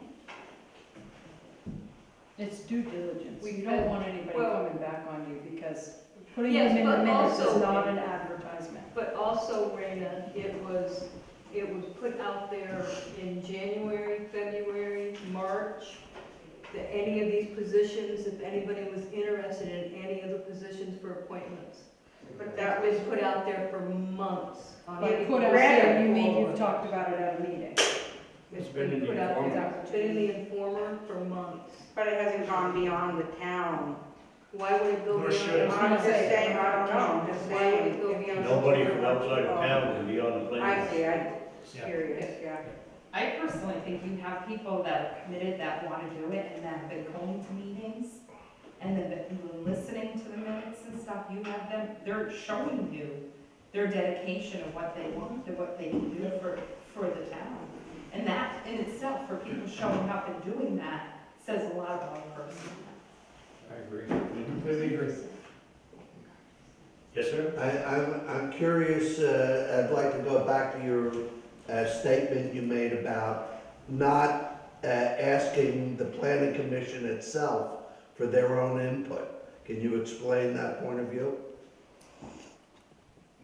I think their input is biased. Is biased? Yep. Towards what conditions? Well, I think the only reason it will go to a 7-member board is because there's some reasons that, well, I've seen some of the meetings that the planning commission has, and I think there's an agenda to the planning commission. And we're trying to solve that agenda. What agenda? What type of agenda? Well, make sure the attitude like, I've got what I want, now the heck with everybody else. Exactly. Commit that type of topic. Have to get the bias out of the Well, groups. Yeah. There's fairness and truth in my beliefs in the planning commission. I mean, if you don't have truth, you screw up the whole conversation. I agree. And you don't think people are being truthful on the planning commission. I think their opinions are swayed. They're looking out for not the whole town's best interest. Oh, really? Well, I think you're opening up a big can of worms here Yeah. by the select board deciding on what bias is. I mean, then that's a whole, I didn't say what bias is. you claimed, it was your claim that the planning commission was biased. So you brought that up. So I think that's an issue for the, that the select board is deciding on what is biased. It could be based on your bias. Mm-hmm.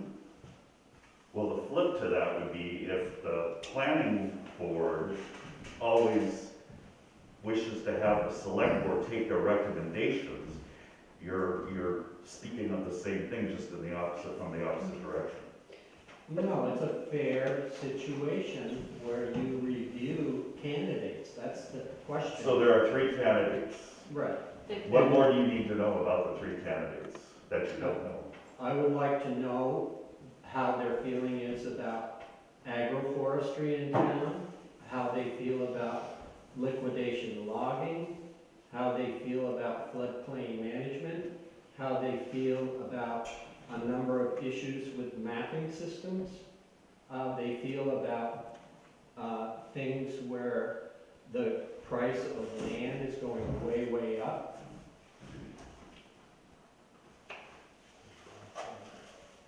I think it's a very sad situation that it seems, and like I said, I'm new, 2 years here.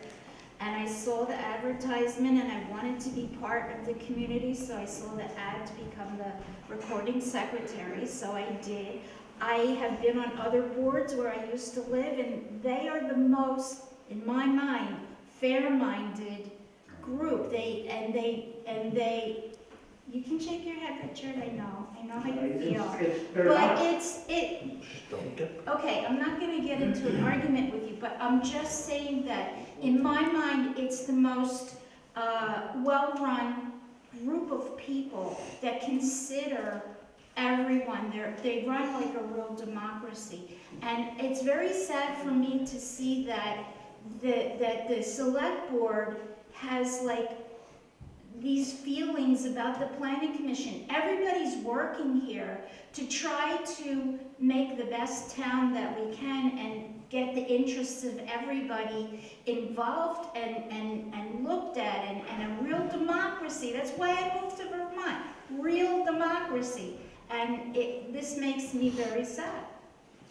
So, I agree with what you say, but you have an opinion and I have an opinion. Our opinions may disagree, and it seems to me like we have some opinion disagreement on the planning commission. That's why we're going to a 7-person board. Maybe we can come up with some less disagreement, rather than one-sided, have more input. Yes, ma'am. I think as a member of the planning commission, what we do mostly is interpretation of the recommendation, the ordinances, the things that are written into the town plan, which we spent an enormous amount of time developing. Probably very few people have the knowledge of what goes into the planning and the development of the town plan than anyone on the planning commission. And so what we do when something comes up is we go back to those rules and look at those rules, and when you look at the rules, read the rules, do the interpretation, there is no question as to what the answer is. There's no bias. It's what the rules say, what we say, what the ordinances say. And that is based on every town plan when it comes up. Now it's going to come up again, what, 7 years? And before that, there's going to be a town survey that goes out. And it's pages and pages and pages. It's distributed on paper as well as on email so that people can answer. They tell us the direction that they want the town to go in. Do they want to preserve stone walls? Do they want to preserve bucolic kind of views? Do they want development? Do they want large industries moving in? What do the people want? That's what formulates the town plan, and that's all we enforce, and we go back and we read what the people say, what they want, and then try to follow what it is that they have already told us that they want. So there's no bias. It's not like we say, oh, well, we're going to do this, we're going to do that. It's all based on the rules. We just follow the rules. You make the rules and then you follow your own rules.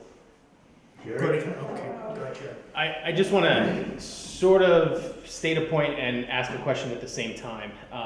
And I promise I'm trying to be as unbiased as possible. However, I have assisted the Planning Commission with recording their hybrid meetings.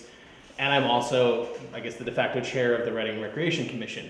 We are appointed, which means at the end of the day, the three of you get to make the final decision. I have been a part of both the public Reading Recreation Commission, onboarding 3 new people in the last few years.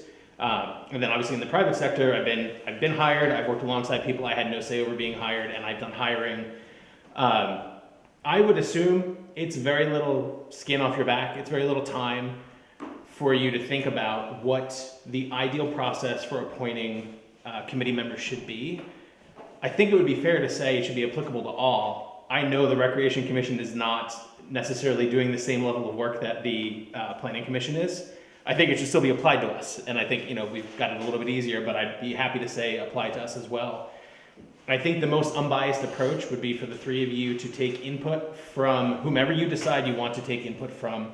I think it's probably a worthy cause, and it's a hot button topic because of this specific commission, but I think it's a valid point that you should consider the other committee members for any commission that have to work alongside these individuals. As somebody who's done hiring, if you hire somebody and you don't consult with the rest of your team, you can have a real crummy situation on your hands one way or the other. You may decide that that's the right way to go or not, but I don't think it hurts to just have an open ear to what they have to say. That doesn't mean you have to go with their recommendation at all, but I think it would probably put a lot of folks at ease if, for both this circumstance and all others moving forward, if that's the process. And then what you decide, who you decide to appoint, it is what it is. What happens, internally, whether it's public or just, rolling through your mind, that's for you all to decide. But I would think it would make sense to use this as an opportunity to say, this is what our process is. We apply it to all appointed positions and stick with it. Can I comment on that? Go ahead, Bob. So, Jerry, thank you. I agree with that. I feel like there are a lot of opinions, I'd say, being thrown around here, and some, in a kind of a hurtful manner. And I agree with what Jane said, that I hate to see that. I hate to see any kind of divisiveness in the town. I kind of want to bring it back to what we had said before. We have 3, it sounds like, valid candidates on the table, and we have to get down to 2. I'm not sure that we want to make this decision the way that we're going to do it from here on out for everybody, because I think this is a special situation. But I do think that we should include the planning commission when we make this down select from 3 people to 2 people. I would like to see us get the opinion or get 1 or 2 people involved from there.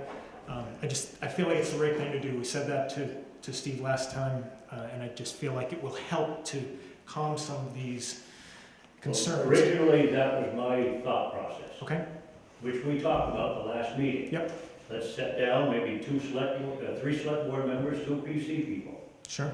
Come up with a list of 4 questions to ask of each one of the candidates. Okay. And make a decision. Yep. So Steve comes back with a drawn-out process that goes to having more people get interviewed and things like that. And it just seems like it's dragged out. So Steve came back with a counter proposal to yours. I say that we disagree with Steve's counter proposal. So we say, Steve, the planning commission gets 2 people with us 3, and we sit down together and we decide who the 2 are from the 3 candidates. But make up a list of certain questions, 4 Okay. questions, ask the same questions of every applicant. Makes sense. Yep. I mean, it's a board interview that we're doing. Yep. Yeah, and I think that's what we left with Steve. Right. It's unfortunate he's not here. Right. I think that's what we left with Steve last month. I agree. I don't think we decided on whether it would be 2 of us and 1 of them, 3 of us, 2 of them, Right. or what it was going to be. I don't think we ever decided that. But Well, let's I'm willing to decide that sit here. down, but I'm not willing to continue to advertise thinking that somebody is going to come out of Woodstock, West Windsor, Weathersfield, or whatever, and advertise in the Vermont Standard or anything like that. We've done it in the Informer. There's been enough noise around town in the minutes. And trust me, there are people, and again, it's not Stacy, it's not any of the candidates that approached me as the PC, not as a select board member, and said, Bob, what's the status of this? And basically all I've told them is that we have 3 well, we had 4 at the time. We have 4 candidates, and we're going to make a decision. And now we have 3. And I think that's where we freeze the advertising and move forward from there. Amen. Yep. So I completely agree with that. So let's say we have our 3 candidates, and now we're going to have a board of this is, I guess, where we need to make a decision. 3 of us and 2 of them, or 2 of us, 1 of them. What do you think? Gordy and Steve might want to talk about that. I don't care. Yeah. Okay. If it goes 2 select board members, I'll step back because I'm also the PC. Okay. So if it goes 2 select board members, I'll recluse myself and you 2 guys handle it. Okay. Okay. And we can think up a list of questions so that the same questions get asked of each applicant. Right. We need to have a special meeting to get this over. Yes. It's been dragging too long. Do we need a motion for that procedure? I make a Or should I motion. talk to Steve first? Talk to Steve Could and set a the special. PC have questions given to you to ask? Please, That would mean more than 4 questions. Well, What's your name? limit it to 4 questions. You don't need 12 questions. I'd say, Kim, make a recommendation with questions, and we'll pick whatever will be the standard questions from that, because I don't know if, Okay. 4 questions is right, or 5, or 3, or what, but, I don't know what questions you're gonna propose. Well, there's more to planning than just. You get the general idea. I get the general idea, of course, but there's more to planning than just 4 questions, I believe. I don't have a dog in this fight. I'm not gonna express public opinion one way or the other. I just want to emphasize and kind of support, the way I read Bob trying to get us to think is to find a process that leads to a consensus. Because I think if you do anything other than that, you'll create a very dysfunctional planning commission. It's not gonna be in anybody's interest. So I strongly encourage you to just think about a consensus and pull people together and find that common ground that the planning board can live with, the select board can live with, because any other direction or outcome you have is not gonna be in anybody's, it's not gonna help anybody. So that's just a process point, not a position. Okay. I will say this, and I'm encouraged by it a little bit, is that we've had people step up and say they'd like to join the commission, the planning commission. In the past, and this has been going on for more years than I can remember, it was very tough to find anybody that wanted to volunteer for anything in town. And it wasn't because they didn't want to do the work, I don't think, but they were either happy the way it was going, or they were too busy, or whatever. And now we have some people that are interested, and I think we could turn them off if we don't make a decision one way or the other pretty quick.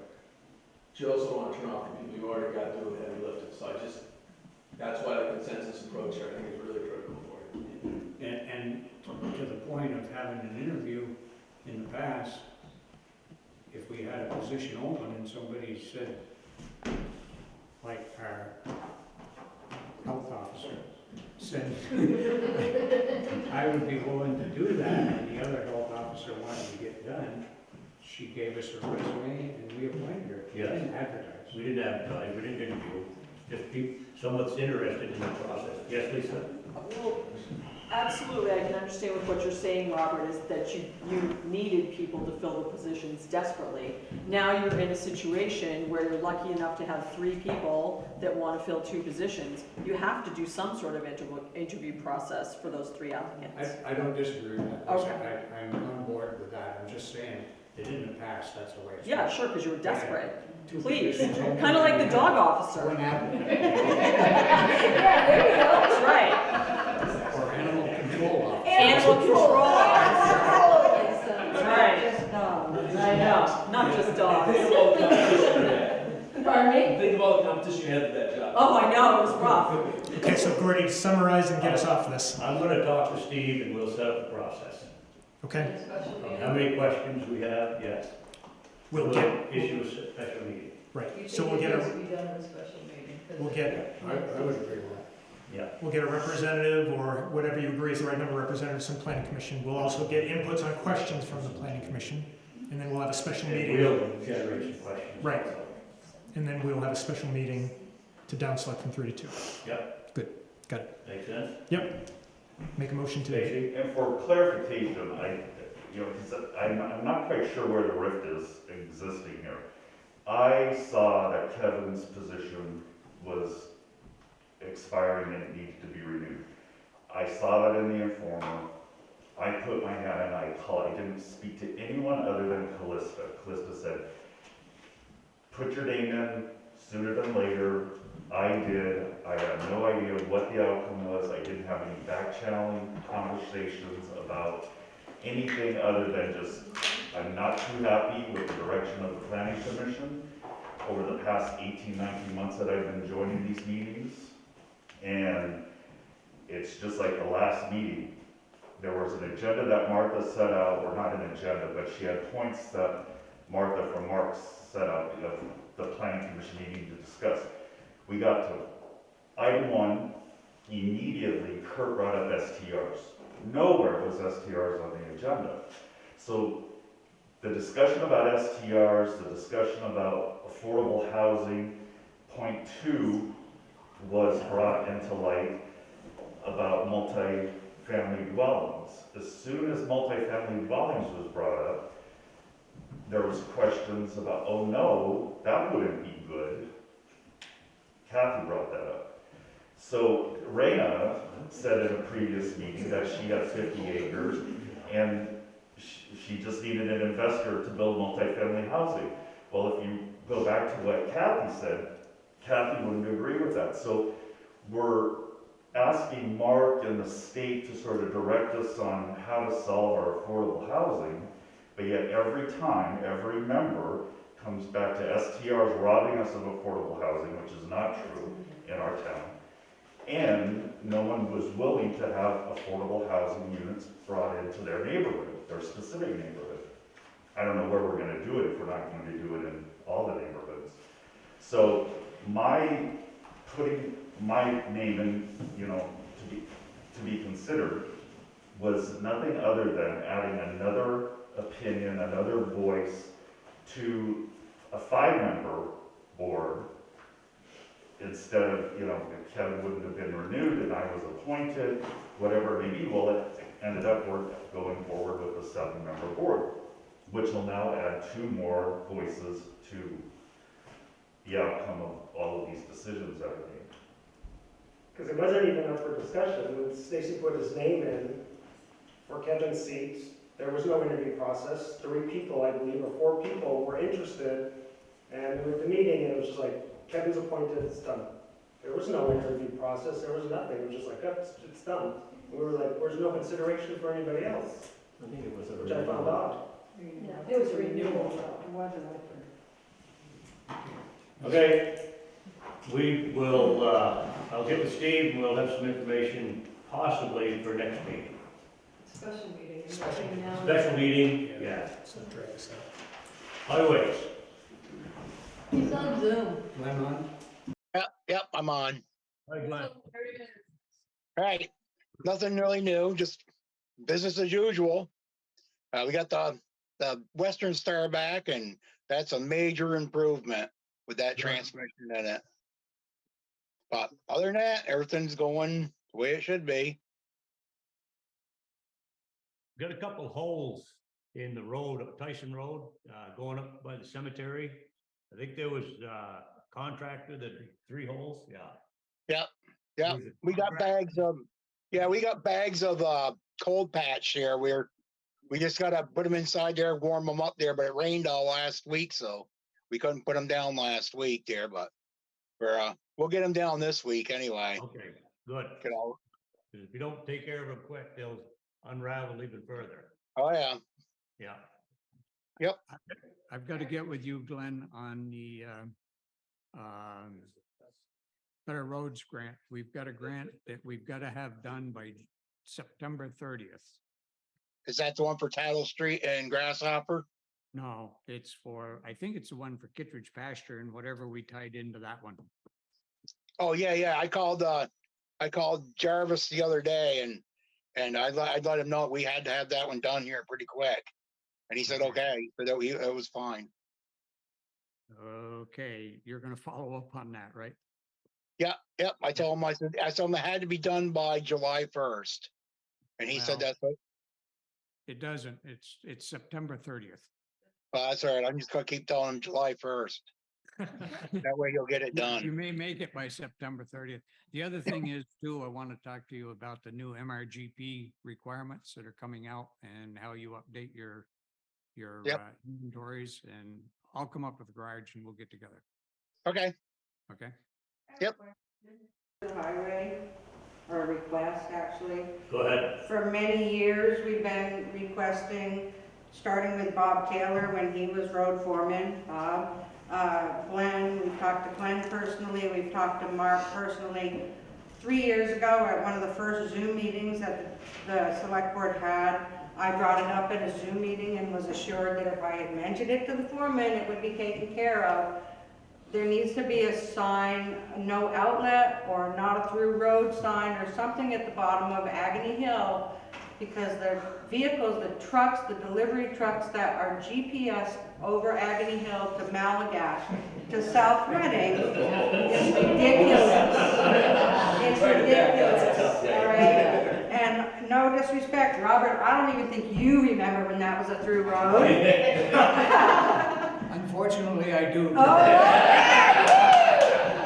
But, you know, that's just crazy. Honestly, one of our summer games is to sit on the back porch and see how many minutes it takes for a delivery truck to back out. Yeah, we have that on our road and we've got to sign this. Well, it's, you know, it's terrible that GPS goes over that when that really hasn't been a through road and, you know, I won't tell you how old I am, but longer than my lifetime. 1973. 1973. Yeah, that flood took it out. Okay. I remember that flood. But just a request that there, something be put at the bottom of Agony Hill, at the intersection of 106 and Agony Hill, that there is no outlet in either direction of that road, whether it's Agony Hill or it turns to Malagash. And You got any of those signs, Glenn? No, I don't. No. It's better get some order. Okay. I just had information sent to me tonight from the local roads program. There's a sign, there's money available, grant money available with no matching funds to replace signs in each town. So I'm gonna try to pursue that. So I'll get with you, Glenn, on where we need to put signs. Okay, yep. And this isn't replacement, this is brand spanking new. There's never been one there. I want to thank you. Apparently there's a tree come down up on Tyson Road. One guy cleaned it up here. Who's the tree man up there? Chris, yeah, he cleaned it out one night, and then I guess you guys came down and picked up the one that fell down the next day? Yep. Yeah, thank you. Thank you. Yep. What's the status of the bridge cleaning? We haven't got that scheduled yet, but we're gonna get a small excavator starting next week, because we had a lot of culverts we gotta clean out too. Okay. So that could probably be done right at the same time. Don't forget the sweeping. We got a real mess here in town hall, and we'll crack them up. Oh, yeah, he's coming tomorrow. Oh, okay. He said he's starting on that tomorrow. Good. Yep. Any other questions on highways? Nope. Thank you, Glenn. Yep. Liquor license for the Hall Art Foundation. Yep, they submitted their application. Just sign it? No. Approve it? Signature setting. Well, we have to approve it. You just got to Yeah. approve it. Yeah, we don't sign anymore. It's all online. You approve it? I'll move that we approve the liquor license. I will second that we approve the liquor Okay, license. then motion moved and seconded to approve the liquor license for the Hall Art Foundation. All those in favor? Are we putting a bar in there? Petroleum cleanup form. Yeah, go ahead. What's this? This was way BC. BC. This goes back, there's some people here in the room, I think, that'll remember this. We had a contamination issue at the school is where it was found through the normal testing. And this goes back into the 1990s, I think, maybe even before that.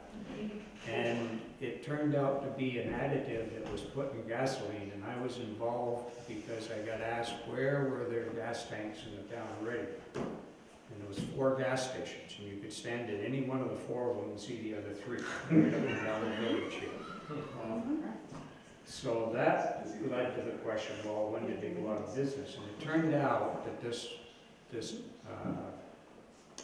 compound, chemical, whatever it was well after most of those went out of business. I think maybe the hardware store was still pumping gas at the time. That would have been the only one. It was never a source found, as far as I know, and it kind of just went away after a while. They've been monitoring the wells for years and years. 30 years. And they have now said, we're going to close the monitoring process.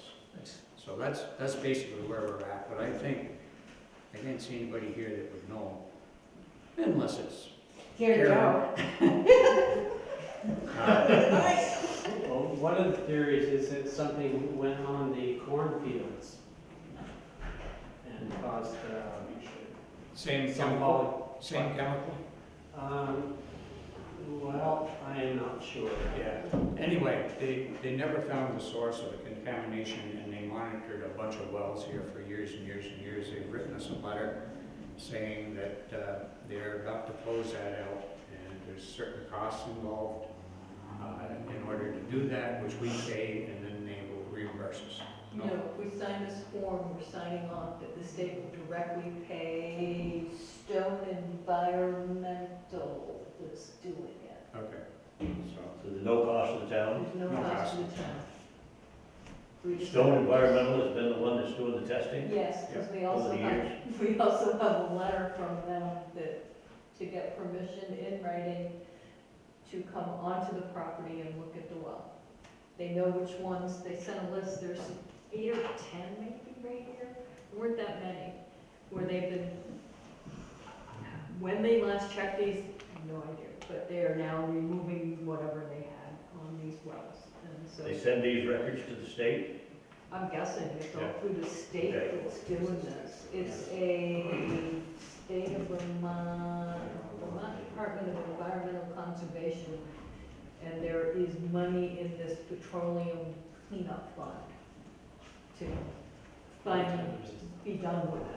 They actually, initially, bought water for some of the people that had contaminated wells. That's stopped as far as I know. Yeah, I think that's not quite a while ago. So it's just a matter of signing off on this form and sending it back to them, and we'll be done with it. Any motion? I'll move that we sign the form and turn it back over to the state of Vermont and Stone Environmental. Second. All right, all those in favor? Aye. Okay, I'll add that to your stack of stuff to sign. Other? You guys have anything else? Thank you. The You do? $4,000 energy grant was approved. We got a letter stating that that was approved, but that's all we got. I don't know what happens next. We don't either yet. Okay. We know what we're doing. We just got a letter saying we got it. We're gonna have to put together a plan and make it super public so everybody knows. It's gonna be a promotion, Okay. educational promotion. Anything else? Do you want to wait and bring this other up at the next meeting, the solid waste appointment? You said you were just talking with him? Yeah, I've been talking with Gene. He's interested in becoming the solid waste representative. I got in touch with Tom Kennedy, and Tom Kennedy said he does not need to be a select board member. So he was interested. They had a meeting third week in April. He had been in contact with Tom. Tom never gave him the location or the Zoom connection. Gene talked with another person. That person didn't give him the connection, so he ended up not going to the meeting, so he was a little upset. He called me, said, what should I do? I said, well, they meet quarterly. The next meeting is probably going to be in July, and I can get in touch with Tom to make sure that you get the information if you're still interested. He said he is still interested. So that's where it stands right now. Okay. Guess we'll put it off. We'll put it up to the next meeting and officially appoint him? Or Yeah. see? I'll see what happens. The next solid waste meeting is not going to be until July. Yeah, but we can appoint him. But we can appoint him Yeah. if he's interested. I'll ask him about that. Okay. Who am I Yeah, gonna Just ask? so they keep Gene? calling me. Pardon? Gene Westcott. Westcott, okay. Sorry, may I do a quick energy update? I wanted to specifically update on the solar array, because we've gone through that process, and if you'll remember, we sent an RFP. The date for response was this week. Thursday, we've gotten 8 different options from 3 different installers.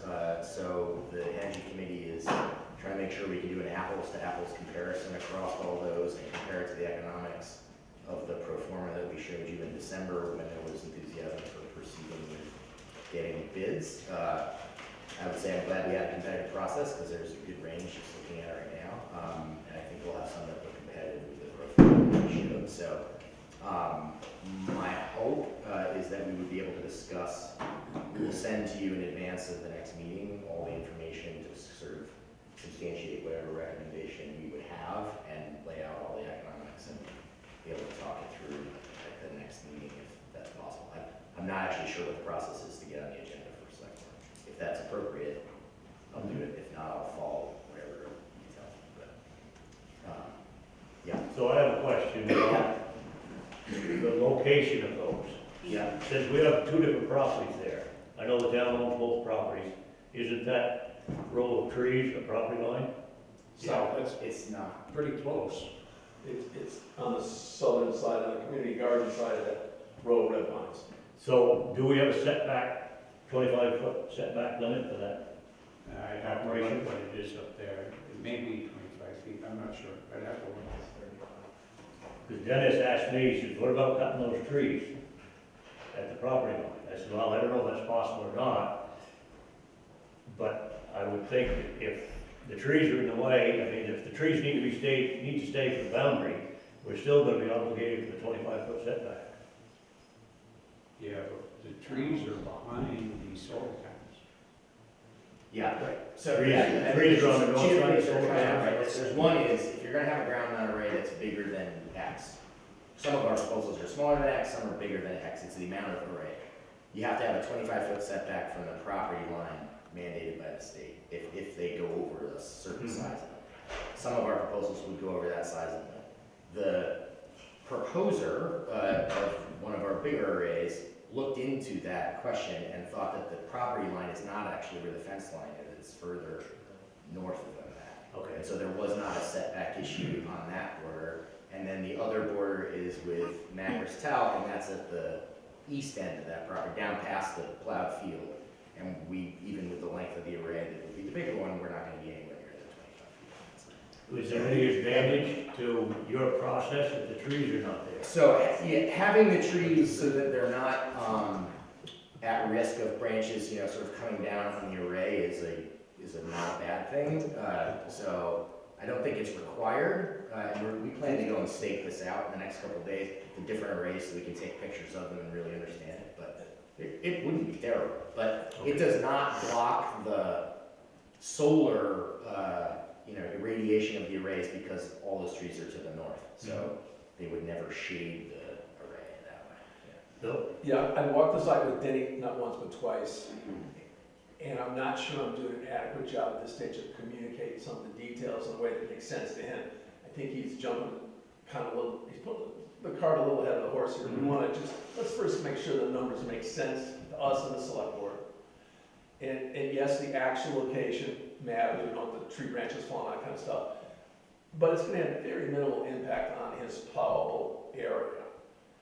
But again, I think that's one of the last questions, not one of the first questions we wanted installers out there first to give us an idea of really where we should site the thing. So we're not really quite to the tree questions, if you will, but they're on our radar. I could tell when he was talking to me, he was a little confused. I told him not to cut any trees yet. Thanks for that. Nothing. Yeah, until we know a whole lot more. And I said, the select board's got to bless this whole project, so it doesn't matter what I think, doesn't matter what he thinks, it only matters what the select board thinks. How many panels are in it up there? That totally depends on how much power you're trying to make. The proposals that we have range from 40 to 80 panels, and they be arranged landscape. So it's about a 12-foot footprint this way, and then it's either like 80 or 150 feet that way, basically. Have you guys considered trackers? We did. The economics of trackers for this scale don't really make a lot of sense. No. Or putting them on fire. But these, what's that? The two heavy. And then the roof, is that what you're saying? Yeah. We wish they could go on the roof. It Would have been great if they could go on the roof. It was perfect. That's where we started. The Warren buildings would not warranty the roof if we put them on.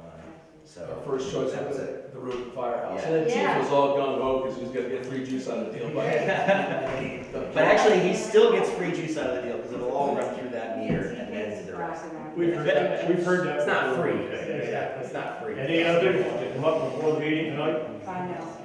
So we're definitely on the agenda for next time, is that it? What's that? We're definitely on the agenda for next time? You want to be on the agenda next time? Yes. Next time. Yes, okay. All right. Thanks, yeah. And we'll get you all the details ahead of time. 2 weeks ahead, Okay, that's our commitment. okay. All right, great. Raina? So at the last school board meeting, the town of Woodstock got their own agenda item where it was comments and considerations from Woodstock officials. And the new town manager came in and brought members of the select board with him and explained the way that he was used to doing things. I think he said Massachusetts, but I'm not quite certain. And he plans on meeting with our superintendent once a month. And since this district is more than just Woodstock, I'd like to propose that you consider meeting with the superintendent as well.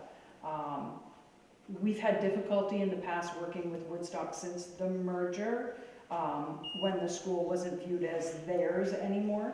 And this is a good faith effort on their part now to start getting more involved. The town of Woodstock's going to have some big projects coming up. We're going to have big projects coming up. We're all going to be impacted. And so if the superintendent's meeting with them on a monthly basis, then it might make sense to do something more as like a select board member from every town coming in and meeting with the superintendent once a month together, not individually. Her schedule cannot handle individual meetings, but just want to put that out there because I'd like to know who to invite. Do you know when he has meetings? First one's coming up on Wednesday. Okay. Just between the town manager and the superintendent, but this is something that I'm not the only one. A couple of board members said the same thing. So do you think he's going to reach out to other towns? So not him, the superintendent. The superintendent? Well, me as her on her behalf, but so I'd like to know which one of you would like to, and even if it's not monthly, just touching base with the superintendent, keeping your finger on the pulse of what's going on, being able to share things about our town that the superintendent should take into consideration when making plans. Our strategic plan, our 5-year plan is up for renewal. We are coming into year 5, so we're making the next 5 years. So the more information that the superintendent has about our communities, I think the better the plan will be and the better we can work together. And we have a new principal starting. And This you coming have school year. a nice new principal starting. Yeah. Who was selected? Brandon Hill. Hill. So, Rena, I know you've got a close tie to the select board here in Reading, but who's going out to the other 5 towns? The school board members are reaching out to the towns that they represent. If it would help, I can give Adam a kick to reach out to you guys directly. I think it's been done. Unfortunately, Adam had to miss the last meeting, so I don't want to put him on the spot like that. It's not his fault. He was not there. Yeah. Any others? Gary? I have 4 things and I'm going to fly through really quick. One, really quick, I swear. Thank you to all 3 of you for being comfortable with facilitating the Zoom meeting tonight and Okemo Valley TV here. I know we tried this in the past, sort of didn't go the way we expected, so thank you. Second, Reading Recreation Commission, we've come up with some adjusted term periods, and I wasn't sure what the process is for sharing that with you, and if it has to be voted on, or like, do we just email it to you? Do you agree on it? Does it have to be during a meeting? Do you need to be warned of it ahead of time? We have 5-6 members, and like all of our terms were like the same year, which is not ideal. So how do we share that with you and make that official? Your terms? Yeah, the actual years that the terms end, and then therefore stick with those. Make a recommendation as to what year you want them. We have that. Yeah, we have that. How do we relay that to you and make it official? Just send it to us. Yeah. Send me Okay. an email and we'll just vote on it. Okay, perfect. Third, even for the sake of the individuals that are going to be going up there to do the work, if there's a little bit that can be done to ease the tick burden, I would like to ask if it's possible and if it's not too late for this evening, or if there's a special meeting that's coming up maybe within the next week or so, it would be great if we could reach out to them and start to actually coordinate timing of getting the spring treatment done. You gotta do your cleanup first. I was just gonna say, we need to mobilize a work crew to Yeah. do that, and we'll start reaching out and getting that going right away. So it would be a matter of whether we can get that process done, and then you would let us have the money to de-tickify that place. And spring is definitely, that's when they're hatching out, and that's when they're hungry. Pardon me? Yeah, tip removal applies to everybody's property. Yeah, sure does, but all of us are up there, you know, you've got your kids up there. Yeah. So yes, we do realize it applies to everybody's property, Gordy, but this is a specific question. Rather than waiting until we consolidate the proposal, I mean, that could be another, it could be until the next meeting at a minimum before that's all prepared. I think it'd be advantageous to have the okay to be able to start what we need to do to volunteer work to clean it up and then get that first treatment done. When do you think you can have it cleaned up? That's gonna be no small task, there's a lot of work to do around that fence line. It doesn't look like much when you first look at it, but when you start walking it, there's a lot of stuff to handle. Because you get stuff growing through the fence, growing over the fence, really need to clear out, you know, there's stuff that's grown in 3 feet inside the fence, but you probably need 3 feet on the outside too, just to keep it open. So, I hesitate to venture a guess on that until we figure out how many people we can get there, and what we can get in there. You have to mobilize the work crew. Yeah. Yeah, so once it gets done, then we can look at calling JP Pest, because that needs to be set up under the town. I know that, I just needed to be able to have a name to get a quote. Yep. So, once you guys are ready, we can call them and have them come, if that's all right, I mean. I think we could probably find $500 for the spring Right out of the tip back. removal. Yeah. That'll make it work. Okay. That's 3. The last one was related to. Keep track. I knew someone. Related to last month's meeting, I just wanted to say, I think for everybody here, for the select board, and for any other committee members that may be reading the minutes or may still be here, there were a few folks at the last meeting who spoke up that seemed to have relevant work or personal or other experience that could be of benefit to the town and various committees. And it feels to me, between last month's meeting and this month's meeting, that there's sort of this underlying tone of, if you want to be involved in helping to make decisions, you have to be on a board.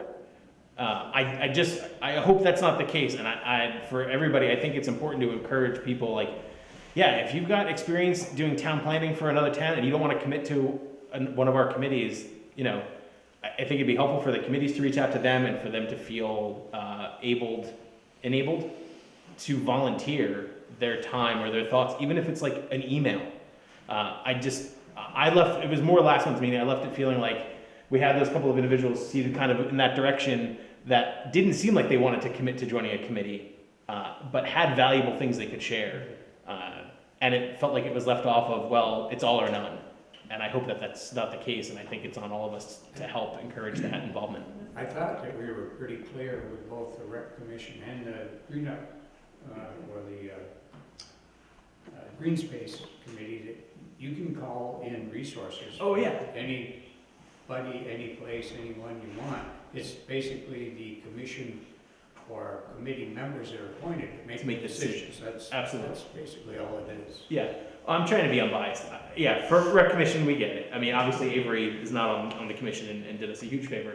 I guess more specifically for the Planning Commission. The fact that there are other individuals that may be able to have some input, not making a decision, but can offer their input.